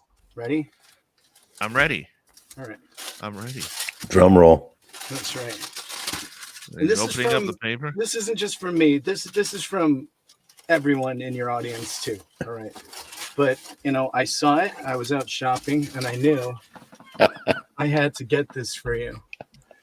Oh, that is beautiful. That is beautiful. It is a beautiful toque of camouflage with faux fur on it. You know what? I wear that. Got a golden mouth on the back of it. A golden great white shark mouth on the back. I am so enthralled with that right now. I will wear that during the show. Definitely. And it's so cold out there. We all thought, this is perfect for Dave. I saw that is perfect. Thank you. Canadian bacon. Here we go, buddy. That is incredible. From all of us to you, buddy. We love you. And thank you for your show. Thank you. Awesomeness. I will definitely wear that. I will definitely wear that when it gets here, because I will tell you right now, it was cold today. It was minus 14 Celsius with probably a minus 10 wind chill. Mm-hmm. So I was very, very, very cold today. We have a listener calling in here, and there's our man Dank, who's calling in. Dank, how you doing, man? Good. How are you? Good. And congrats on 8 years. Here's to 1,000 more. Thank you. I appreciate that. I found a Bigfoot on what is this? Asia. It's a Bigfoot head. They put it on a coin. Like think of our planet as a coin, and they printed their portraits on like our planet. Our planet is currency, bruh. Google Earth has a picture of a Bigfoot head on it, somewhere in between Europe and Asia. Yeah, where is this? Borders. Oh, That is Right. actually kind of cool. I've never seen that face before uh, on the map. all about perspective. Well, That is the some bad fantastic pareidolia. Grant. the bad thing is once you've seen that, Dave, you'll never unsee that again. Oh, check this out. Look, Right. where's that? Check out Canada, dude. Like, man, I want to go check this out. Where's it at? One of these days, I'm gonna make my way up here and see it. Like, there's some shenanigans up. You got to turn the world around. You're upside down right now. Are you sure about that? I am 100% positive. All perspective, right? I know where you're going with that. Look, can you see that? Can you see this like alien-esque head right here? And then it leads into like this next one right here. I think their art. I think they paint with their thing and they like overlap their art, kind of like totem poles and graffiti artists Right. like tag over each other. It's crazy. And it, like if you go out further, you can kind of make out more and stuff. And Hold on. What island is that? What island is that? A Scott's Island or no Land's Island next to Okay. Oh, if it had been Scott. Scott's Island, that would have been perfect for today. Dave Scott. It's next to Yeah, Scott no Island. kidding. It's literally right next to Scott Island. Right There you go. Yeah, we need to buy an island. We need to buy. Okay, Buy this so one. so if you are okay, so scroll up here. We'll take you to Dave's hometown where he's broadcasting from. So you're on the West Coast there. Now scroll back down. You got to turn the Earth to 12 o'clock. A little He doesn't bit. know There where you he go. is. So go to your left a little bit because you're in Saskatchewan right now, and that's just flatland territory. They all wave at each other. The dogs never run away because you can always see them 20 miles away running. All right, scroll into BC there, halfway where it says British Columbia. Keep scrolling down, and then go south a little bit on this. So our friend Dank here has a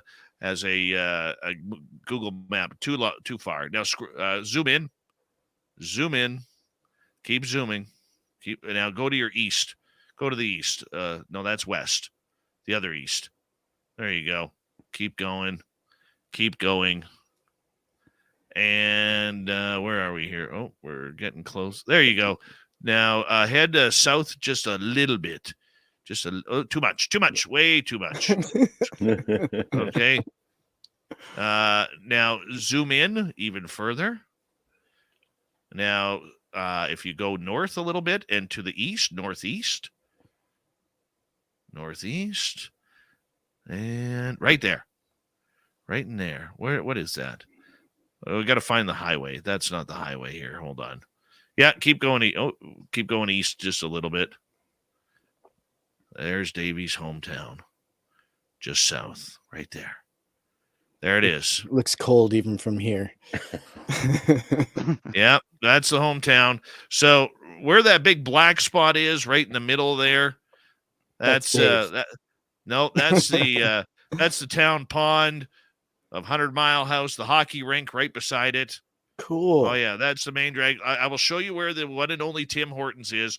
So you got to head to north a little bit, and yeah, there you go. Head north. Stop, and zoom in. I saw it. Zoom in. There's Tim Hortons. Right there. You got your arrow. Oh, bro, Right there's beside- one right next to Tim. You see the eye? They're everywhere. It's a portrait. He's like looking at Tim Hortons. This guy wants some Tim Hortons. You see him? He's right here. I don't see him, but I There's a- sure see that Tim Hortons. there- Sad there's- part for my town, the Tim Hortons has been closed for 1 month for renovations. It's terrible right now.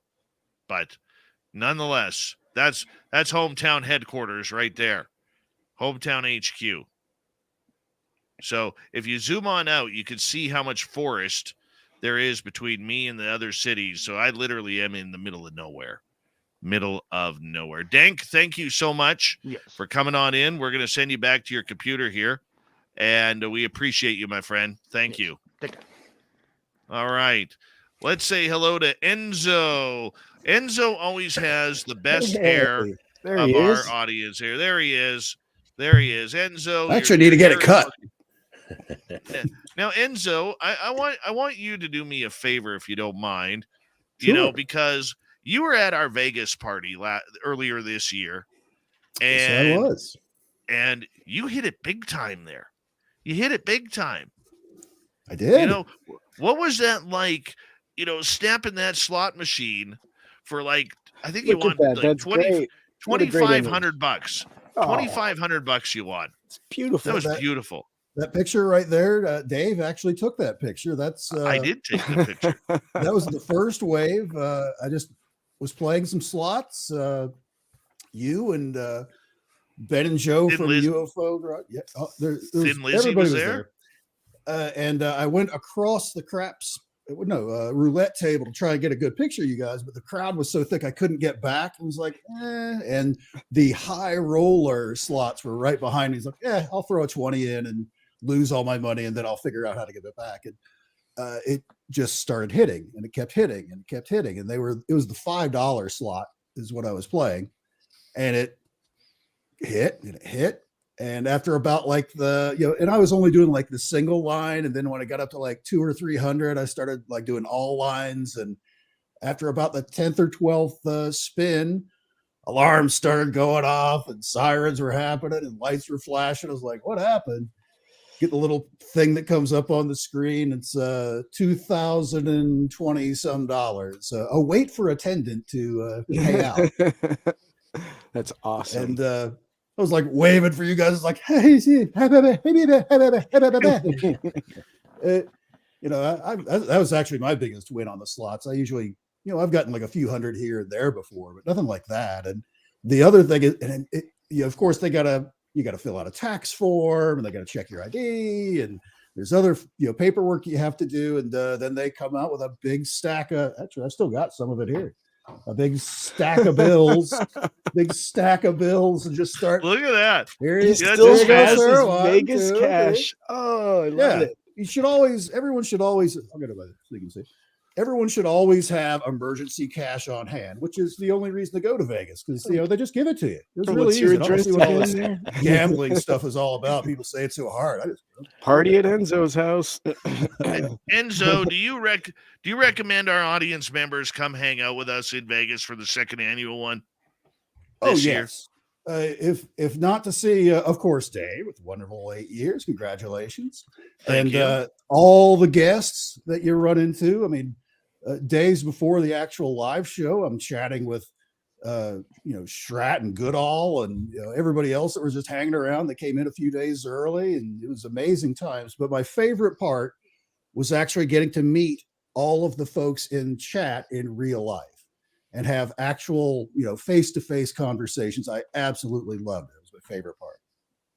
You know what? That is one of the most special parts, because most of those people I had met personally, that like our special guests who had arrived. There were a few that I hadn't, but it was actually meeting the fans there and being able to take pictures and shake some hands and give a few hugs out. I mean, that was the ultimate for me. And that's why, like, we open it up to everybody. We open it up to everybody to be there and just have some fun. It's a different dynamic than what other people doing. It's not a conference. It's all of a sudden being able to say, hey, Jim Goodall or Science Bob or whomever, do you mind? Can we go for lunch? And you go for lunch with people who you've only seen on TV or listened to on the radio or seen at conferences. And there they are sitting with you like a regular human being, and you get to talk some aliens, or you get to talk some Bigfoot or paranormal. I mean, can you imagine how the crowd's going to react when Merle, is there?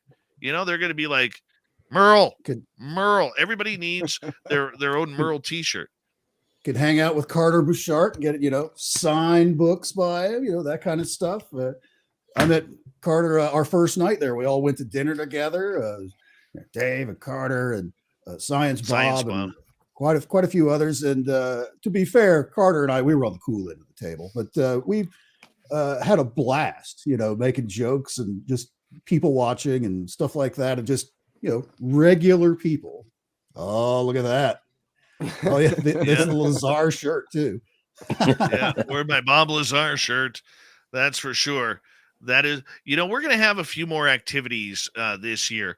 I know Carter is going to be putting together a poker tournament for anybody who wants to play. So I'm in on that. I am so playing in on that. I believe there's going to be a Sky Watch. We're going to have, for any VIPs, we're going to have a VIP package. And you know what? $100 for the VIP package. That's That's actually it. really cheap. You go to a conference these days for a weekend conference, VIP, it's like $300, $400. Right. Yeah. Or if not more. And you know what? For $100, you get your VIP, you get a swag bag with that, and you get to come to a VIP event that we're going to hold on the Friday night in Vegas. And I believe Kira and I are working on putting that together in regards to it. And it's going to be a fun time, man. It's going to be a fun time. And if you're lucky enough, we may even have an event where you get to pick out Enzo's next Hawaiian shirt. I will bring a selection. Yes. They're very popular there amongst the ladies of the night. Unknown to me. Yeah. It's like, yeah. Oh my. It's a good story though. It is. Literally getting chased out of the bar. But you know what? It is an exciting time, and I will be honest with you. I think about it every day. Every day, I know we are one day closer to May 19th through 21st, 2023 at the Golden Nugget in Las Vegas.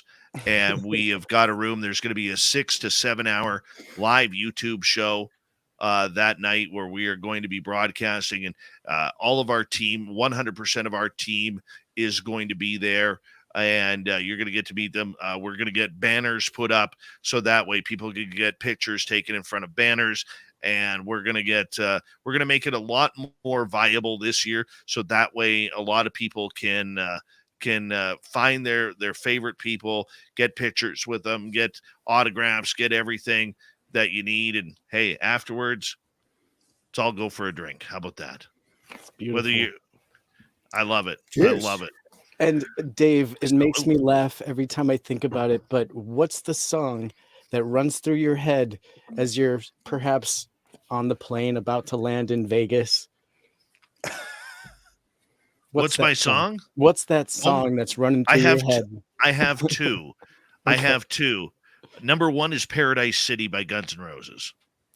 Number two is Home Sweet Home by Motley Crue. Because every time I land in every time I land in Las Vegas, it feels like I'm home.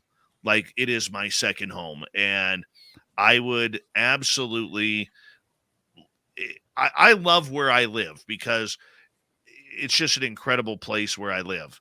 But if I were to move again, I'm moving to Vegas. I laughed so hard when he told me that. I was like, I can't even imagine. It would be like a stick of butter just being thrown into a pan. It's so hot there. And here's Dave coming from Canada, right? And it's just like, I don't think you get it. It's still so hot there, man. Are you sure? You just melt by just like exiting the vehicle. Buddy, there's air conditioning everywhere, number one. That's hilarious. And number two, I can go riding my side-by-side with my cousin lives in Vegas.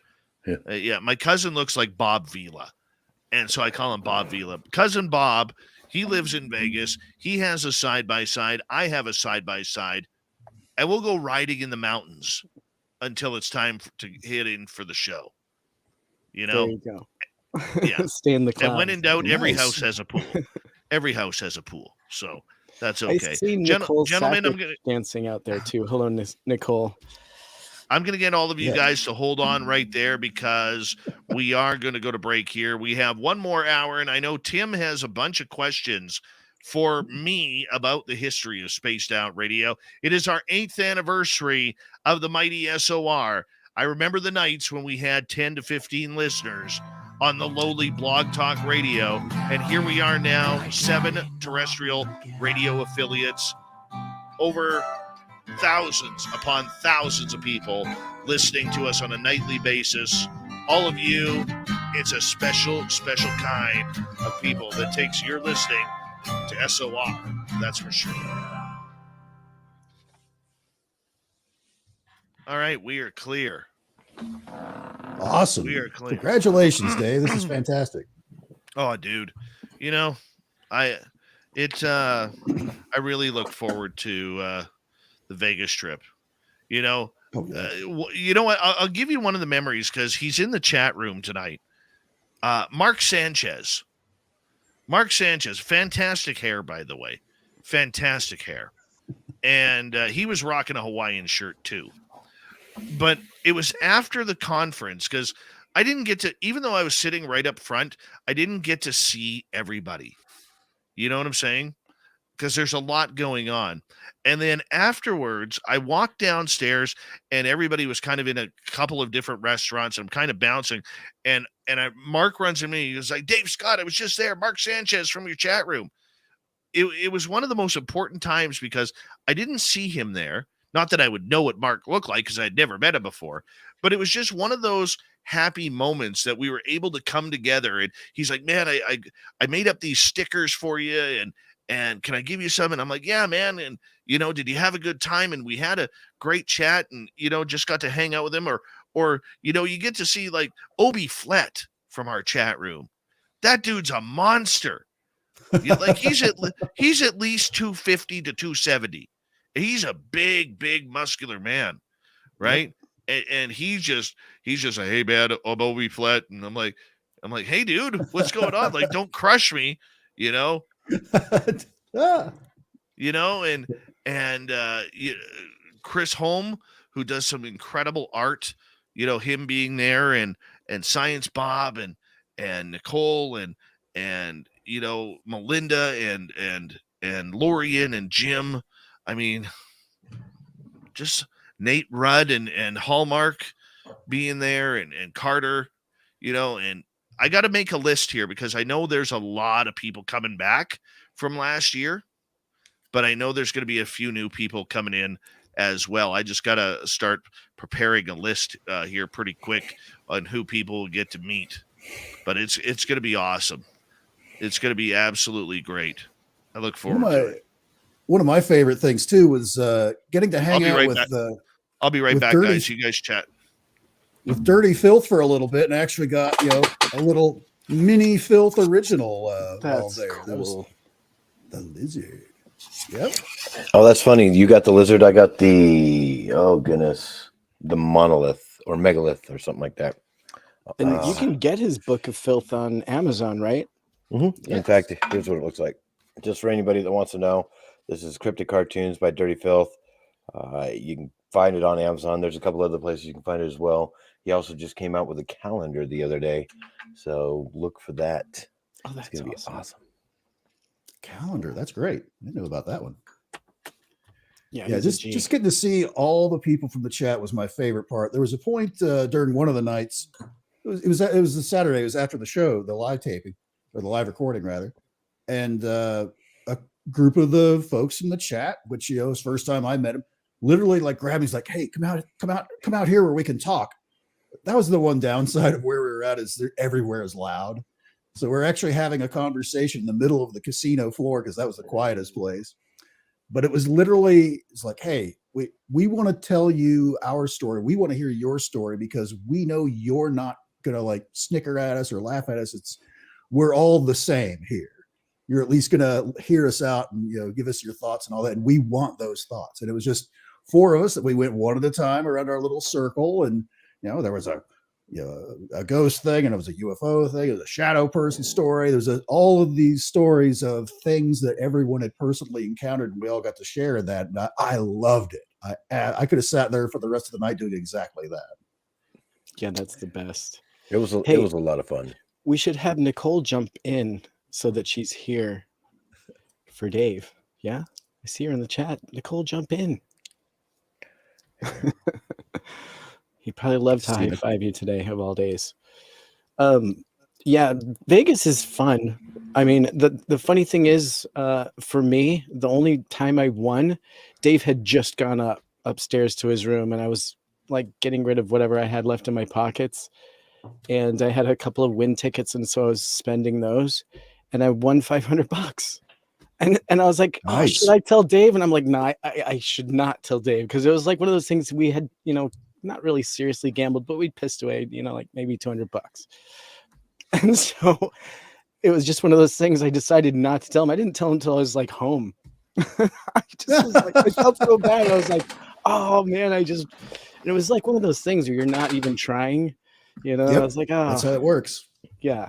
On mine, when I still had like $300 in the machine after they paid me out, and I've got my hands were just full of paperwork and money and stuff like that. Right. So I'm trying to find pockets for it, and I'm just hitting the play all just to get rid of the money that was on the machine. And then I was like, okay, I'm like hungry. Let's go. And everybody's eyes were this big. I look, and it was like had gone back up to $600.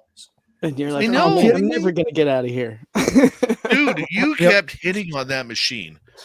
I actually hit after that I hit a couple more max bets, and it dropped immediately down to 400. It's like, that's it, I'm out, cash out, $400. Oh yeah, that's the way they work. Yep. Tonight has been a very special night for super chats tonight. I want to make sure I get everybody in. Vaughn, Kira, Surf Jer ×2, Ollie, Deb, Mark, Christina, Lala, W Decker ×2, W David Page, Monica, Jeremy, Pam, Science Bob, Mennonite Abe, and Steven. Thank you so much for the love. Steve Wolf as well. Thank you so much. Here we go with the third hour, guys.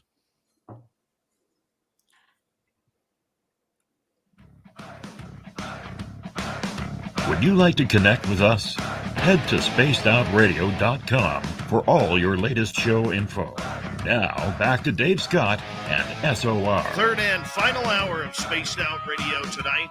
My name is Dave Scott. Thank you so much for joining us. It's our 8th anniversary here, and I got some special guests here with us tonight, hanging on out, being a part of it, and enjoying the fun. Earlier, we had Peter Robbins on, talking about UFOs. This half, we are going just going through memory lane here tonight about all the fun stuff we have talked about over the years on Spaced Out Radio. And I want to say thank you and hello to everyone listening in on our terrestrial affiliates across North America, digitally on Odyssey Radio, TalkStream Live, at KPNL. All of our archives are free. Join us at youtube.com/Spaced Out Radio. Do old Davey the favor. Hit that subscribe button as we are encroaching on 20,000 subscribers on our YouTube channel, and we'd love it if you hit subscribe on that as well. The Desert Clam has set the password for tonight in the SOR Space Travelers Club. Yagna. Yagna is your password. Use it wisely, Space Travelers, as the Clam sets the password each and every night right here on Spaced Out Radio. Our website, spacedoutradio.com. We got a plethora of features for you. Rock out to Bumblefoot, read Shirky Poo's Newswire. Check out our swag as well. Follow us on Twitter at Spaced Out Radio, Instagram at Spaced Out Radio Show, and on TikTok at Spaced Out Radio. And we're going to continue with the after hours show here. It's not really after hours. We're still kind of going here, with hour number 3 of the show. But there's a lot of people I want to say a big thank you to right now. I want to say a big thank you to a couple of people who you may not know their names, but they are mentors and they are real supporters of what we do on Spaced Out Radio. My business partner, Ashy, who is, nobody's ever met him. He's, he's a short, little, ugly troll of a man. He really is. All right. He is, Ouch. he's addicted to rock and roll. He's seen Iron Maiden, I think, 162 times. I'm not even exaggerating on that number. He flies all over the world to watch Iron Maiden and the Scorpions and Def Leppard. Those are his 3 favorite bands, but Ashley and I have been friends for, oh my goodness, 21 years, 20 years almost. And when I needed some help to really try and get Spaced Out Radio off the ground in 2018, I messaged him and I said, Bud, I have an idea. And this is what I think. And he knew me from a sports radio days in Vancouver. And he's like, dude, let's do it. Let's do it. And we've been doing it, man. And he's my silent partner behind Spaced Out Radio. And I really, really want to give a shout out to him. He owns a bar in Vancouver called the Vancouver Moose, which is right downtown. And he is, every time we talk, he's very excited about how our audience is growing and how everything is moving forward. And, we're a small business, we are, but we're starting to make some head waves here going into year number 8, or I guess, number 8 here. And, without him, I couldn't do this. He's been there through the times when I've been excited. He's been through the times when I've wanted to say that's enough. I've had enough. And he has never, ever shot me down. He's been a backbone to me. And the other person that I would love to really congratulate and thank is a gentleman named Chuck Contreras. And now Chuck owns one of our radio stations in Ridgecrest, California called KZAX, or in my Canadian accent, KZAX. Okay. And, I was looking for some technical help because I'm not the most technical guy. And I really needed some technical help. And and so I went in this group, radio group. And I said, I need some help with some editing and stuff. I have a few questions. And he messaged me. He's like, how can I help you out? Well, that turned into a 4-hour conversation on the phone. And he had told me for the last 30 plus years, he had been a talk show host in Texas, came to California. He's worked in television and radio, owns the radio station. And he goes, and I asked him, would you critique Spaced Out Radio and tell me what you think? Tell me what you really believe. The next day, we talked for another 2.5 hours. And his first words out of his mouth were, I want this show on my radio station. I want this show. And that was really our second radio station next to Ryan O'Neill at WQEE in Noonan, Georgia. And it was incredible because Chuck has been just, no matter what time I call, he's right there for us. And he has been absolutely amazing. So Chuck Contreras, thank you. And I want to say thank you to our other terrestrial affiliates, Jody Panu and Praveen at Saga 960 in Mississauga, Ontario, Len Novin at the Bull and the Rattler in Apache Junction, to the team in Bellingham at KZAX. We love you guys and thank you so much. We're growing and we're trending in the right direction. And, we may never be as big as other shows out there, but our job is to provide strange entertainment for you, for all of you to be able to ride the woo train, hear some weird, strange stories that get you away from your daily life. And one of the focuses when we started taking this seriously was really, guys, for us to try and give people a break from their everyday lives. And where I learned that from was listening. We were all fans back in the day of Art Bell. God bless Art Bell. Oh, yes. And none of us would know this programming if it wasn't for Art. And the one thing that I will say, guys, is this. My job here is easy. I just get to talk to people. But what we do on a nightly basis is we try for 3 hours a night to take people away from what you are hammered with by the mainstream media, by your work. Everybody is sick of politics. We're sick of COVID. We're sick of arguing with our neighbors. We're sick of everything that is going on because life is hard right now. Financially, it's hard. For a lot of people out there who are just stressing. People are having to take second jobs just to pay the rent or the mortgage, let alone put food on the table. And we are able to give people that escape from one reality into a different reality where we talk a lot of strange, weird things here with weird experiences. And it's a breath of fresh air every night when we come on this show. And Grant, you're starting to notice this now, running the After Hours show. The importance of what we do on a nightly basis here really does, transfix what we are doing. And we've had some great hosts, great volunteers over the years. I think of Lynn Wallington, who is absolutely amazing. I think of Big Willie. Big Willie as well. I think of a lot of other Tessa Nicole Thomas, Elizabeth Anglin, Dave Cruz. Over the years, there's some mistakes that we made. We're not going to mention those, but hey, when you're a growing business, you are bound to have some great people and then have some doozies, and we've had some doozies. We'll just say that. I mean. But the main thing is, Rich Giordano was another great host for us. Just going through the list here. But nonetheless, it's been a real breath of fresh air to be able to be here nightly. And Tim, I know you got a bunch of different questions that you want to ask. I know you were preparing for this. So fire away, man. Fire away. Well, I'll tell you what, Bud, and congratulations again. I know your audience is buzzing tonight. It's got a great vibe in your audience, I must say. You have so much love and support, and you got to know that every bit of love that's coming from you to your audience is totally reciprocated. And, as myself being a longtime audience member, before I was ever on your show, I mean, your show offers a lot of guidance.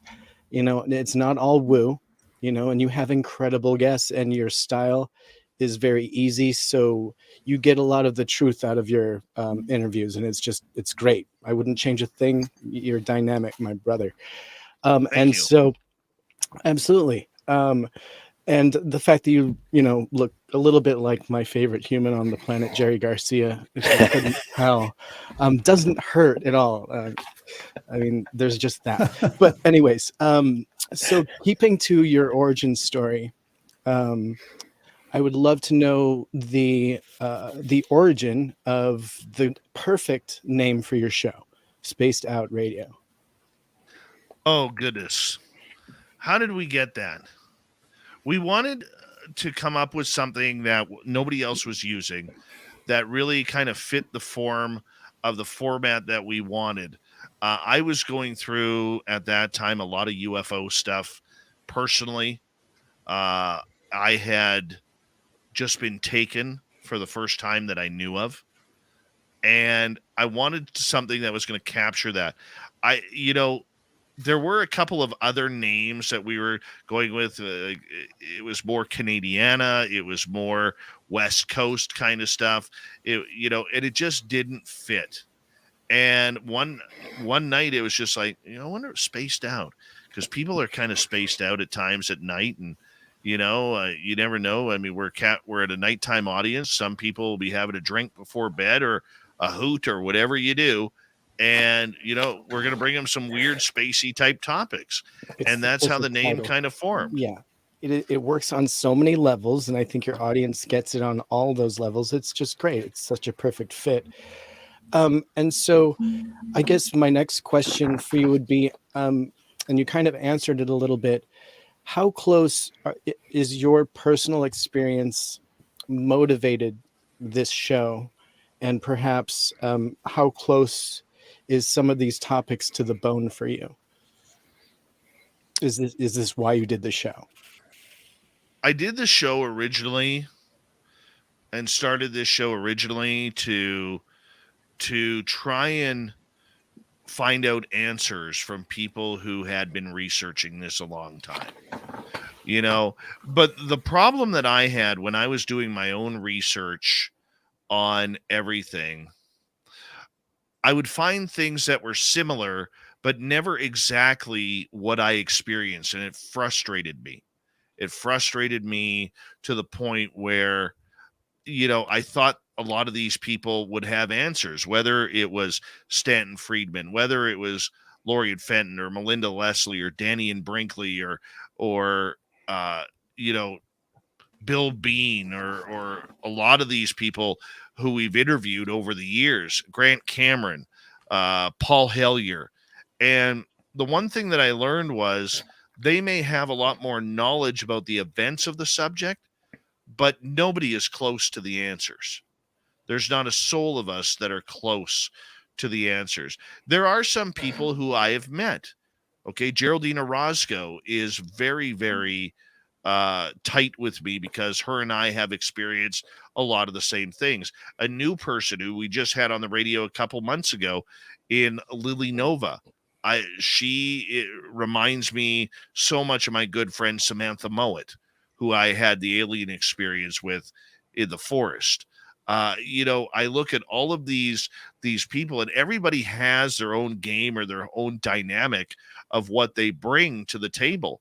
And look, I absolutely love a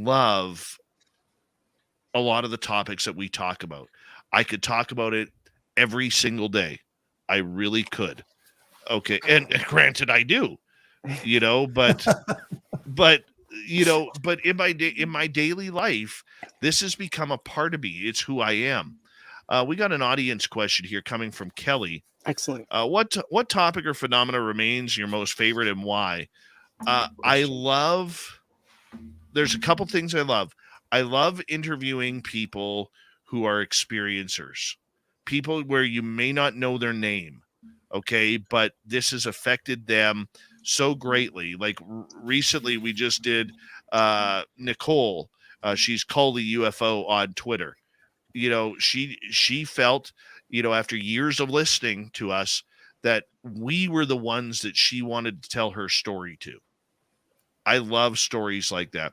Allison Yellowknee, another great listener who her and her family are First Nations in northern Alberta, where their entire family and relatives on their reserve have all been affected by the UFO phenomena.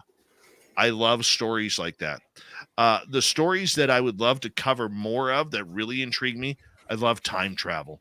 Because I do believe there are time travelers here.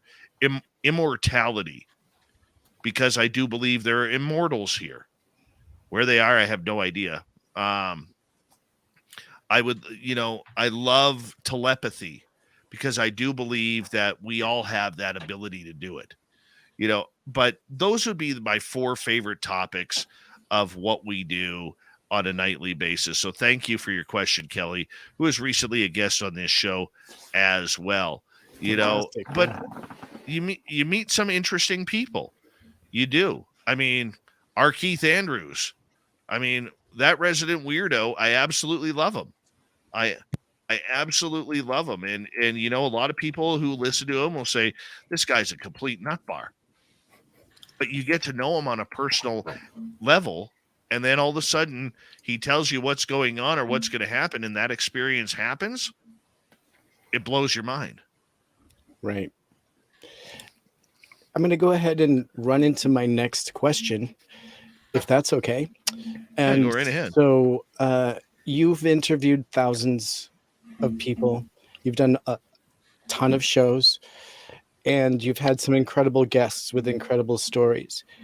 So you kind of brushed on this a little bit as well, but could you tell me perhaps what you've learned? What's the big thing that you can say in a positive or negative way?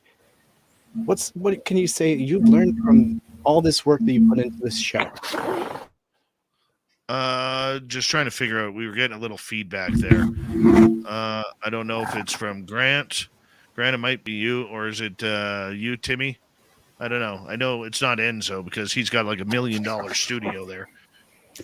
What have I learned from this? I to be honest with you, I've learned that we will never get the answers. I've learned that the experiencers are a hell of a lot more knowledgeable than what they are given credit for. I think experiencers, whether it's of the paranormal, especially of the UFO, are way more knowledgeable about what's going on than what we truly know. Yeah. And that is absolutely incredible to learn. The disappointment of it all is knowing that people can't see the trees through the forest, and knowing that they're being played when it comes to disclosure. you know, there are certain things that piss me off. Like, I could get nitpicky here. The minute paranormal investigators use the word science, I know from the majority of them that they haven't done a science experiment since high school. And they are, you know, I mean, I don't say that to be rude, but you're not conducting anything scientific. You know, stop lying to yourself to make yourself look better. I've been disappointed with you know, a lot of the groundwork from groups like the BFRO that are editing their reports for the sake of you know, what they feel is reputation. Okay, because they don't want the woo. They don't want the story of Bigfoot vanishing right in front of the eyewitness, or a UFO flying over, or orbs surrounding a Sasquatch. They don't want that, so they edit their reports. Well, guess what? All of your stats are garbage. All of them. Every single statistic and report you take is false. And that is disappointing to me. But it's not always about the negative. You know, we could dwell on the negative because nothing is ever fixed in these fields, but there's a lot of positives too.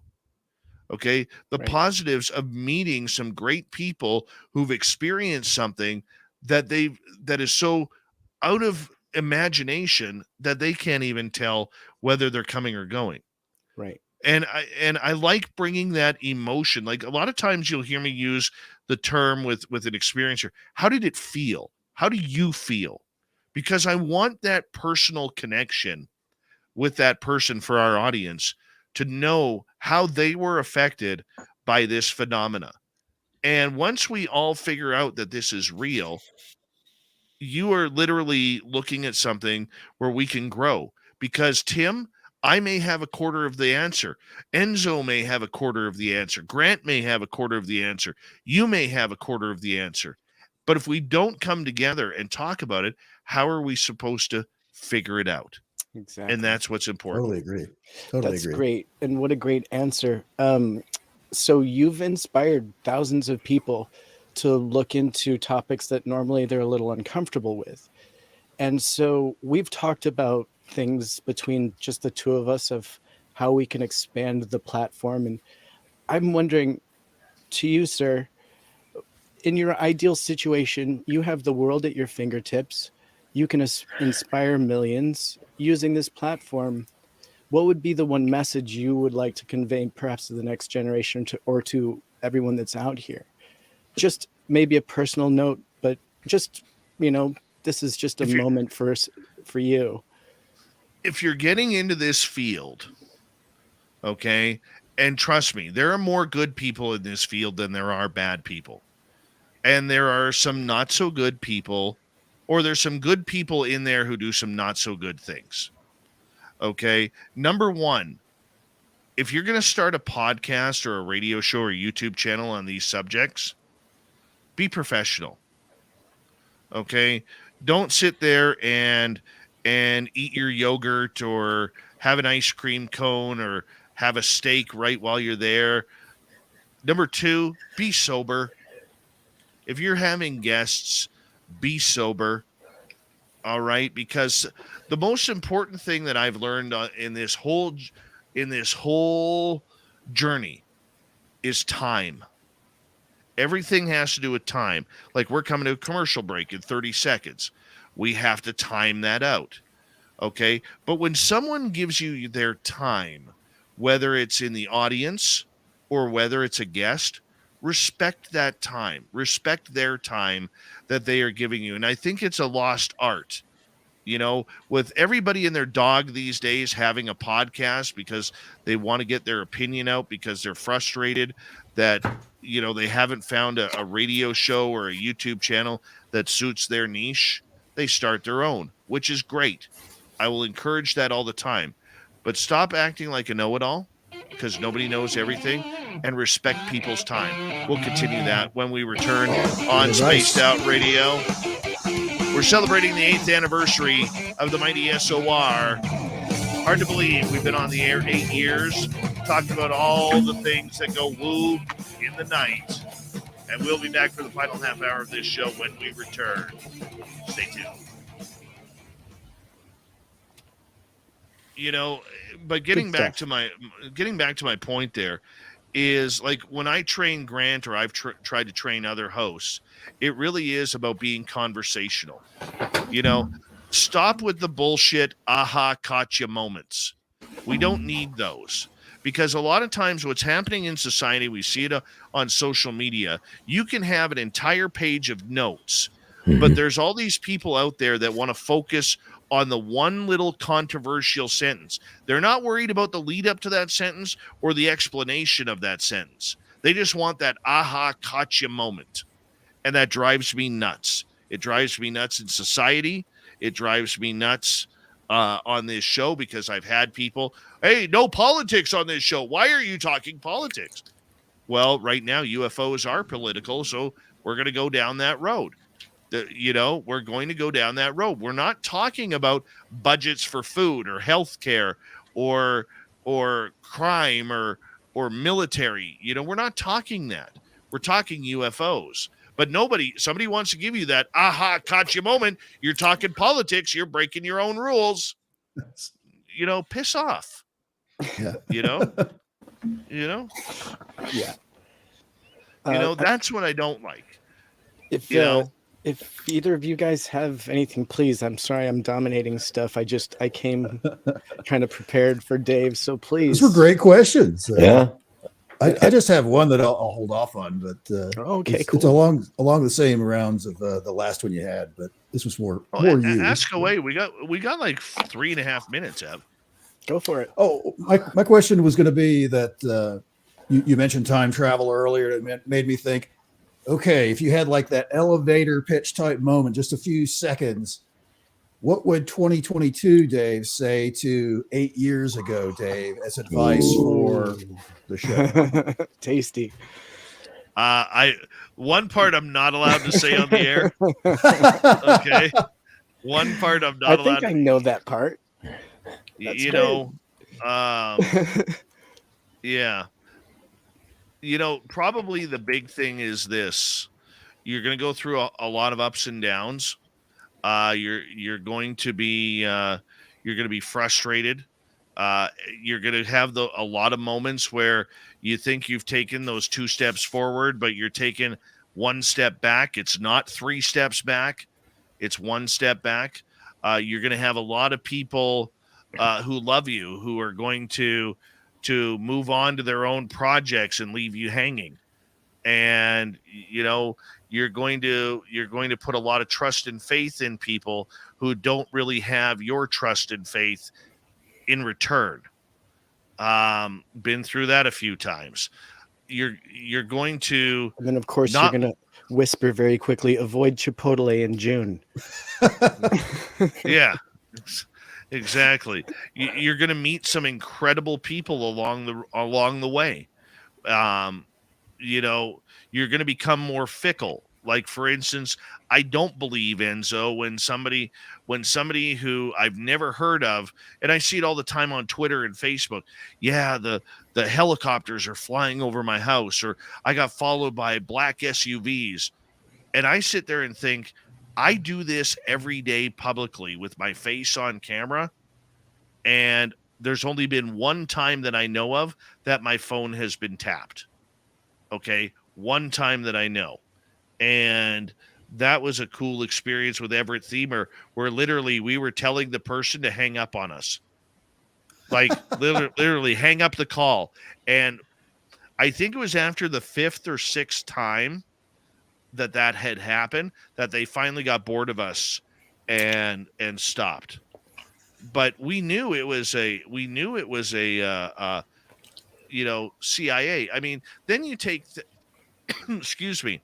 Then you take things with a grain of salt. Like, I remember when talking to Rick Doty one time, where he said that, that there were at minimum 6 people per night listening to this show in DC.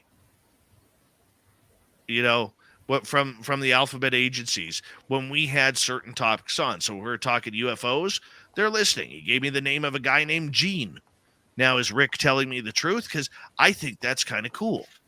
You know? As long as they're hitting like and subscribe, that's great. Absolutely. That's six more. If you're an alphabet agency, I don't believe your crap about disclosure, but hey, hit subscribe and the like button. Give us a thumbs up if you don't mind. And we do take super chats from agents. But probably the biggest mystery, we got like 15 seconds here. The biggest mystery I have, because I see all the nicknames in the chat room, I always wonder, is there somebody famous in our chat room that just wants to be normal? Hold on, guys. Here we go. Interesting.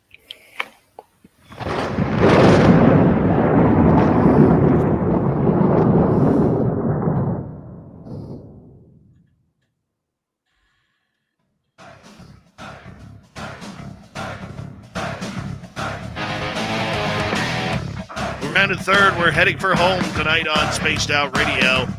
Good to have you with us. My name is Dave Scott. Very much appreciate it. I want to remind you that if you missed most of this show or others, check out our free archives at youtube.com/Spaced Out Radio. Do old Davey the favor, hit that subscribe button. Our website, spacedoutradio.com. We have a plethora of features for you. Excuse me. Rock out to Bumblefoot, read Shirky Poo's Newswire. Check out our swag as well. Follow us on Twitter at Spaced Out Radio, Instagram, Spaced Out Radio Show, and on TikTok at Spaced Out Radio. Right on, right on. Yep, we continue on. Got a little frog in my throat there. I don't know how that happened. Celebrating 8 years with Dave Scott. 8 years. I'm all verklempt and emotional here. What am I supposed to do? My goodness. You have a sip on that while I prepare my next question for you. Because I wasn't there. I wasn't one of the 15 original members of your chat on that faithful night 8 years ago exactly today. So could you tell me a little bit about your very first show and who your guest was and how you were nervous perhaps and preparing, and if there were any fumbles of the ball and if you dropped the mic? And I need deets. Oh, well. Let's see. Alfred Labermont Weber, who has turned into a giant, very strange, and I mean that politely, conspiracy theorist, was guest number one. And how did you meet him? May I just met him at a conference. Okay. Johnny Enoch, excuse me. Johnny Enoch, who helped me set up this show. Okay. Was a friend of Alfred's and had Alfred speak at his UFO conference in Vancouver that I emceed. And I asked Alfred, would you be my first guest? And he's like, absolutely. So he said we start at 9 o'clock at night, and I'll need you for 2 hours. And, I think I had some cheesy intro intro music and all this kind of crap. Go on, stumbling and fumbling. But right before that, Alfred tells me, like 4 minutes before we're going on the air, that he can only be here for an hour. Oh, no. Oh, no. That's the last thing you want to hear on your debut night. Enzo, can you imagine? Yeah. Much like people want to hear me coughing right now. That would be such a nightmare. Grant, what would you do if somebody was bounced on you like that? Would you just riff for that last hour, or would you, what would you do? You have to. It is literally one of the hardest things, knowing that you're going to be on air solo and you're unprepared for it. On your first night. Yes. Minutes before it, no less. Poor Dave. Oh, my gosh. Brutal. I could only imagine. Oh, yeah. Absolutely. So I'm texting brutal. Johnny. Johnny bailed me out. Came on for the second hour of the show. Oh, nice. And so that worked. I had 1,500 listeners that first night. 1,500. Wow. Live? And Yeah. That's amazing. Alfred Wow. had a poll. That's so Night cool. number 2. I'm thinking, oh, wow, this is easy. Night number 2, 10 listeners. Oh, Ouchies. Night how crushing. number 3, 13 listeners. Night number 4, 15 listeners. Night The number drop 5, off. 12 listeners. Night number 6, 17 listeners. Were you wondering if it was you or the material, or did you just figure it was because you hadn't gotten that the publicity with the big first name? Actually, our first month we had some very big name guests. We did. I was booking like anything. I did it all. I booked, did all the audio, did everything. And it was really cool. And at first I was doing 7 days a week. At what point did you realize that you were going to be able to pull in affiliates and expand into real radio? Well, I knew that was the goal that I wanted right off the bat. I wanted to get this on terrestrial radio. Why was that important to you? It's Probably it's the hockey side of you, isn't it? You just no, it was a radio professional side. Yeah. And not a lot of people were doing it on terrestrial radio. I mean, you have George Norrie where, you know, you love him or hate him. And I love the guy. I do. But you try and figure it out and you just have goals. And that was a goal. And did it control your format because you were wanting to have yourself on radio? So it kind of maybe controlled your format. Perhaps, obviously, we have our breaks and things like that in amongst our talk. And so was that kind of part of your format that you liked, that radio break format and things like that? I didn't know how else to do it. I was trained that way. Your roots in sportscasting, right? Yeah. I mean, you got to realize I'd never heard a podcast. I didn't even know what a podcast was. Right? I didn't know. So I went with what I knew. And naively, if I would have known that there was so much competition and so many different shows and nobody was really doing YouTube 8 years ago regarding what we do. Okay, remember, I mean, going before Google bought YouTube, I mean, everything was on YouTube. I mean, you could see some pretty grotesque things on YouTube, you know, right. and like real life events. Yeah.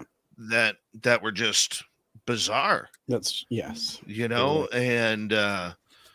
And if you were a real gory fan, you could watch people losing limbs. You know, they used to have, you know, believe it or not, YouTube used to have terrorist beheadings on their channel. How have you seen, and this kind of leads into my next question a little bit, how have you seen your show change over these 8 years? Have you seen any more reality coming into this subject? I mean, it's kind of like one of those things, I'm kind of new to the subject and I'm like, are there just more reports because we all have technology, or is it because there's more of them? Or like for you, what is it for you? There's a lot more rules that you have to follow. You never know who's listening. You never know who's watching. You never know who's going to take offense to a comment that you find funny. That's what hurts, because I really have I have a weird sense of humor. You know, yes, you do. I can vouch for that. You know, I think even your audience has heard some pretty funny stuff come out of your mouth. But I mean, you know, you have to be careful because everybody is on. The one thing that I've noticed is how on edge everybody is. You know, whether you say the wrong thing in chat, whether you say the wrong thing on the air. Right. You know, I've had people come up to me and say, if you do another flat earth show, I'll never listen to you again. You know what? And Dave, Right. so what is the lesson to be learned there is do more insulting jokes to Bigfoots directly and to aliens directly, because they're going to come out of the woodwork to give you a hard time. So more Well, I direct think insults to aliens and Bigfoots. I think what it is, you know, when the bigger your voice becomes, the louder your voice becomes, the larger your voice becomes, the more the more criticism you're going to go to. And look, I know we're not everybody's cup of tea. Even on our terrestrial affiliates, I know that there are listeners, and the minute we come on, they tune out because they don't want to hear this kind of crap that we talk about. Mhm. You know, and I get that, and I can appreciate that. We're not gonna make everybody happy. And as somebody who is a people pleaser, that's very difficult for me. You know, I've developed bad habits over the time. I forget to call people back all the time. Yeah, I'll call you later on. I'll call you this time. I'll call you that time. And then I get caught up, and next thing you know, it's showtime. It's showtime, and I'm off. And I have to tell people point blank, hey, if I don't call you back, don't hold it against me. Well, you have your audience very close to you. I mean, you have an audience member right here and right here. And, we're all very close. Why do you feel it's so important to hold your audience so close to you? Because they make the show. The audience makes the show. One of our latest volunteers that has joined our team, I don't know if he wants me to mention his name yet or on the air. I'll mention his first name, Justin. Okay. Who's recently joined our team as a digital marketing guy. There's a guy who has sat in the background for 5 years. I think he's only been in the chat room once or twice, so I don't even know his chat room name, right? Because most people use an alias in our chat rooms.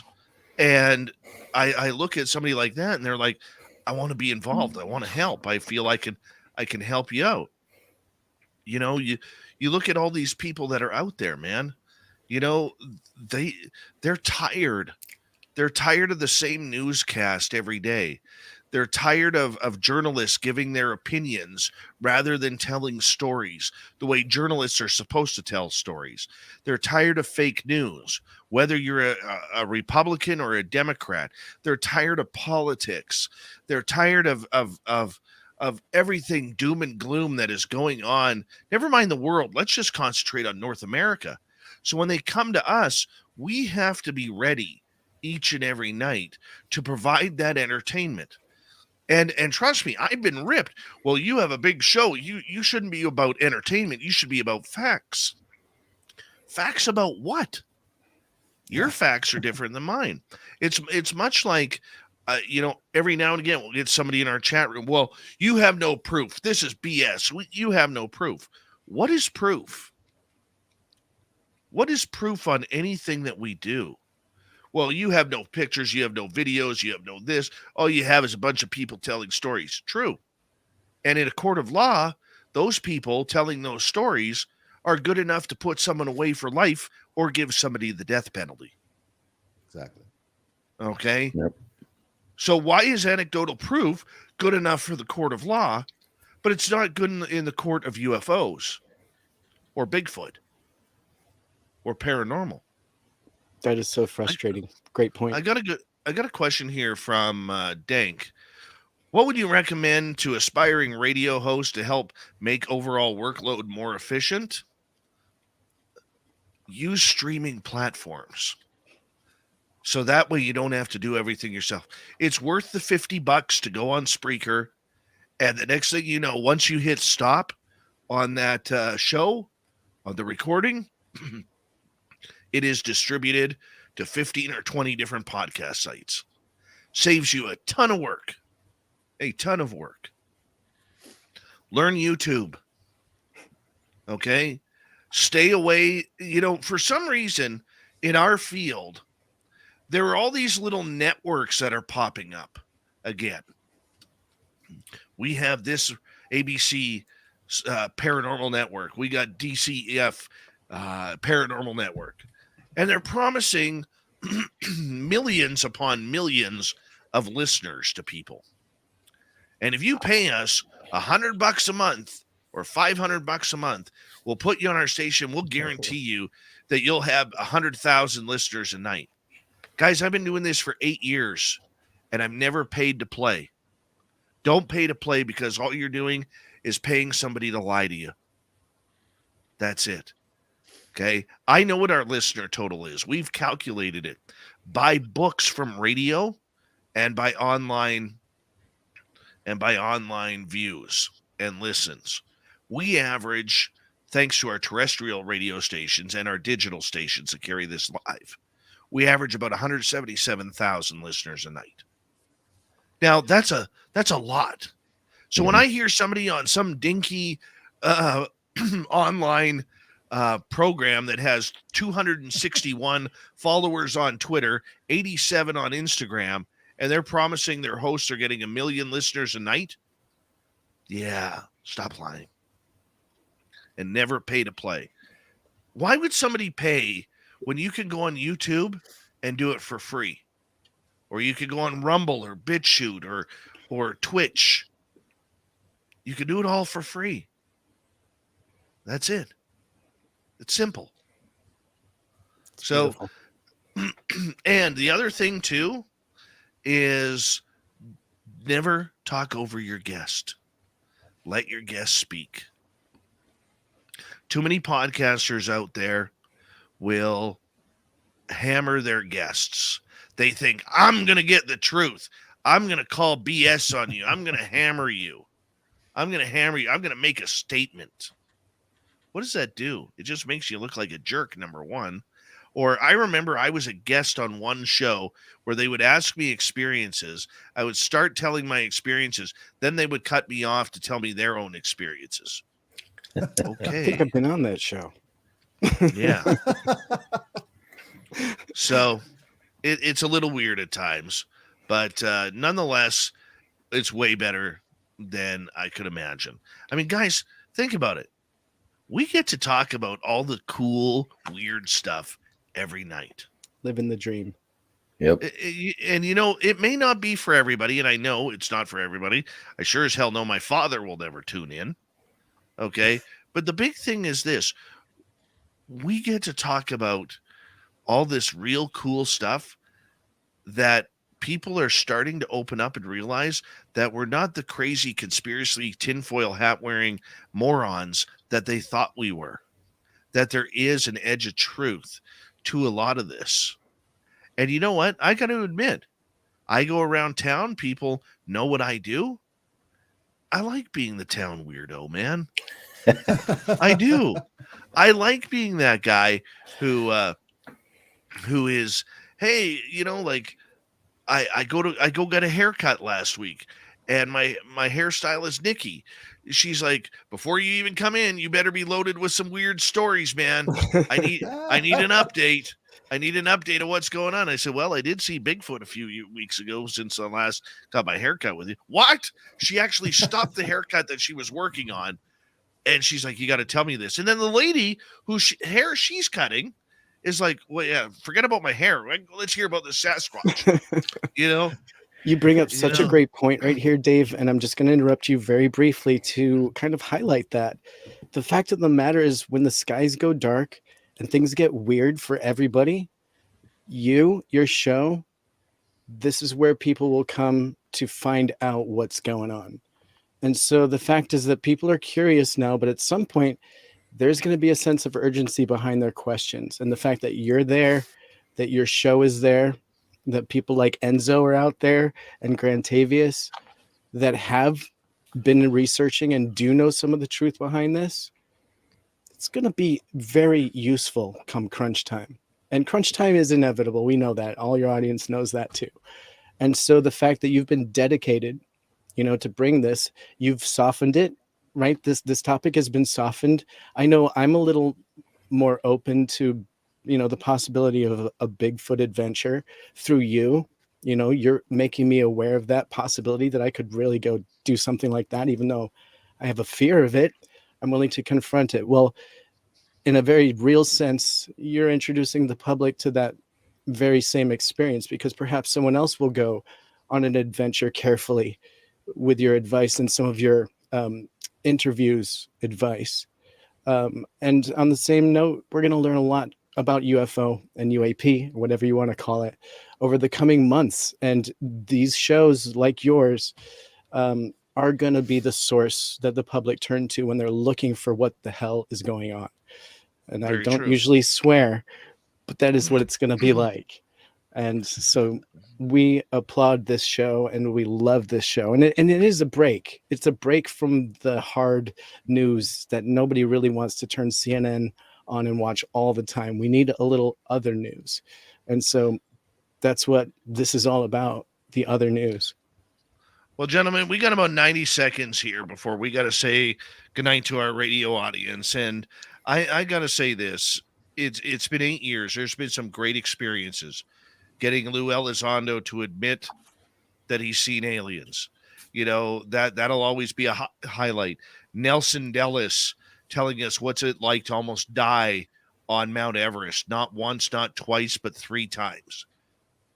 That is incredible, passionate radio. Do you have any other highlights to share on the way out? Well, hearing people talk about their own personal stories about what they've gone through, about living in haunted houses or being abducted by aliens or having Sasquatch knock on their windows, you know, and scaring them, you know, or having astral travel happen during the middle of the night and they can't get back in their body.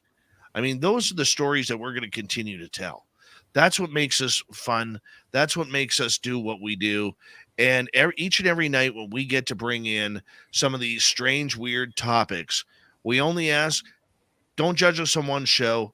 Listen to a couple weeks, and then you'll get it. And when you get it, you'll be addicted, just like everybody else. And I know I'm not going anywhere. I'm definitely putting in a minimum of 10 years into this. So I'm ready. You're ready. Let's take the next year, make it a great adventure, and have a lot of fun. Grant Tavius from our weekend show from After Hours, thank you for joining us. Little Timmy Senor, known as the Timbit, thank you for joining us. Enzo with the perfect hair, who will be joining us in Vegas. Thank you for being a great fan. And Dank for calling in earlier. We appreciate it. It's been a hell of a ride so far. I look forward to seeing what the future holds as we add more radio stations, as we add more listeners, and you keep sticking around as well. We got Mr. Ron Bumblefoot Thal rocking in the background with Little Brother is watching. Bumblefoot is the official music of Spaced Out Radio, rocking us in and out of every single show. Get your horns up for the guitar god himself. Thank you to everyone listening in at home, at work, in your cars, wherever you may be. Thank you to everyone in our chat rooms tonight, YouTube, Twitch, Spreaker, LGAB, Facebook, the Space Travelers Club, and on Twitter at hashtag Spaced Out Radio. I know you're out there somewhere. Remember, this show is copyright by Spaced Out Radio and SOR Media Ventures Limited. Thank you so much for choosing to share your evening with us. Because together, my friends, don't make a mistake. We're watching. We own the night. Mr. Bumblefoot, we need a favor. We need you to take us home.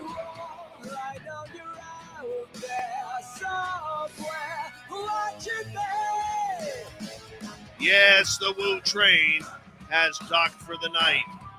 But soon, my friends, we shall ride again. Your seats are always available. Your tickets never expire. And if you want to bring a friend, guess what? We've got room for them, too. We'll start year number 9 tomorrow. Good night.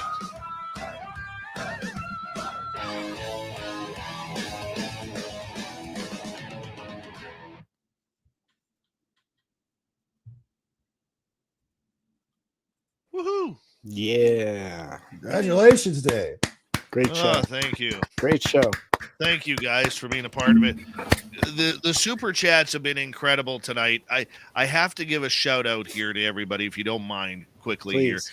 Here. Stephen, Pam, Jeremy, Monica, Mr. Catfish ×2, Bob Mennonite Abe, W. Decker ×2, Deb ×2, Christina Lala, W. David Page, Surf Jair ×2, Mark and Ollie and Kira and Vaughn and Steve and Marv, John, Mike. Wow. Thank you guys. Very much appreciated. The love is incredible, and I do feel it. I really do. Sorry that my voice all of a sudden choked out on me there. I don't know what the hell happened there, but obviously just got You're into so a little touched. coughing fit. You were so touched. Yeah. So, Yeah. I think you snuck a little breakfast for dinner there by accident, I think. That's exactly what happened. That's exactly what happened. It's like being called. It's like being called to, by Katie Page and Tom Whitmore. Yeah, come meet us over here. We're just sitting down for lunch. You go there, they're eating breakfast for dinner. The bastards, right? They did that on purpose to prove a point. It's possible. I want to get to. I want to get to guys. Stick around. We'll have some fun. I'm in no hurry tonight. I got my day off tomorrow from my daytime job, so you guys could stick around, ask questions, and get there. But Tracy had a question. How worried are you about Mr. LaHood's comments about shows, podcasts, etc., giving information, and what happened to the man being raided from the FBI near Area 51? I haven't really looked into that story yet. I don't know who Mr. LaHood is, so if somebody could fill me in there, that would be wonderful. But the other thing is, guys, I've never had the knock on the door, the phone call, I've never been followed. My family has never been questioned. My bosses have never been questioned. Okay. This is where I have I'm not saying it doesn't happen. Okay. But this is where I have a real problem with, these people with like 280 followers on their YouTube channel and like 68 on their podcast say, oh man, I was at a red light and there was this black SUV that was revving its engine behind me. And I could see the guys, they were in black suits looking like Men in Black. I want that to happen. I do. Come knock at my door. Yeah. Right? Yeah. Let's have a chat. And like I've said, and I make no bones about it, I'm dead serious. If the government wants me to stop this show, just write old Davey a check. Write old Davey a check that pays off the mortgage, and Davey will go away. And then El Ovni Volador will be born. But the alter will also take a check. I like Paramarv here. I think it's everything. because you're in Canada, Dave. The FBI wants no part of -14 Celsius. Agreed with that. Amen. But seriously, like I've never experienced any of that. I never have. And I have a really tough time in listening to people who say, oh yeah, like this happened and that happened, just like I'm sure people have a tough time of when I have talked about Carl at the window, or experiences I've had during this show. I'm sure they've been all like, yeah, right. Doing it for ratings. Yeah, right. Just trying to make himself sound a little bit more important than what he is. I'm sure there's those people out there, but over time, you build that credibility, and people understand that you're not gonna bullshit them in any way, right?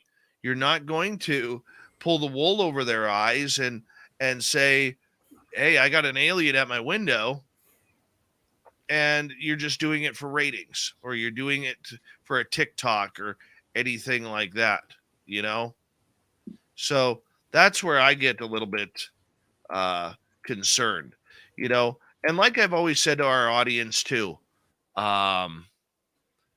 do your homework on who you're listening to, okay, or who the guests are, because there are still a lot of shysters in this field who lie about their credentials, whether it's journalist, whether it's scientist, whether it's doctor or whomever.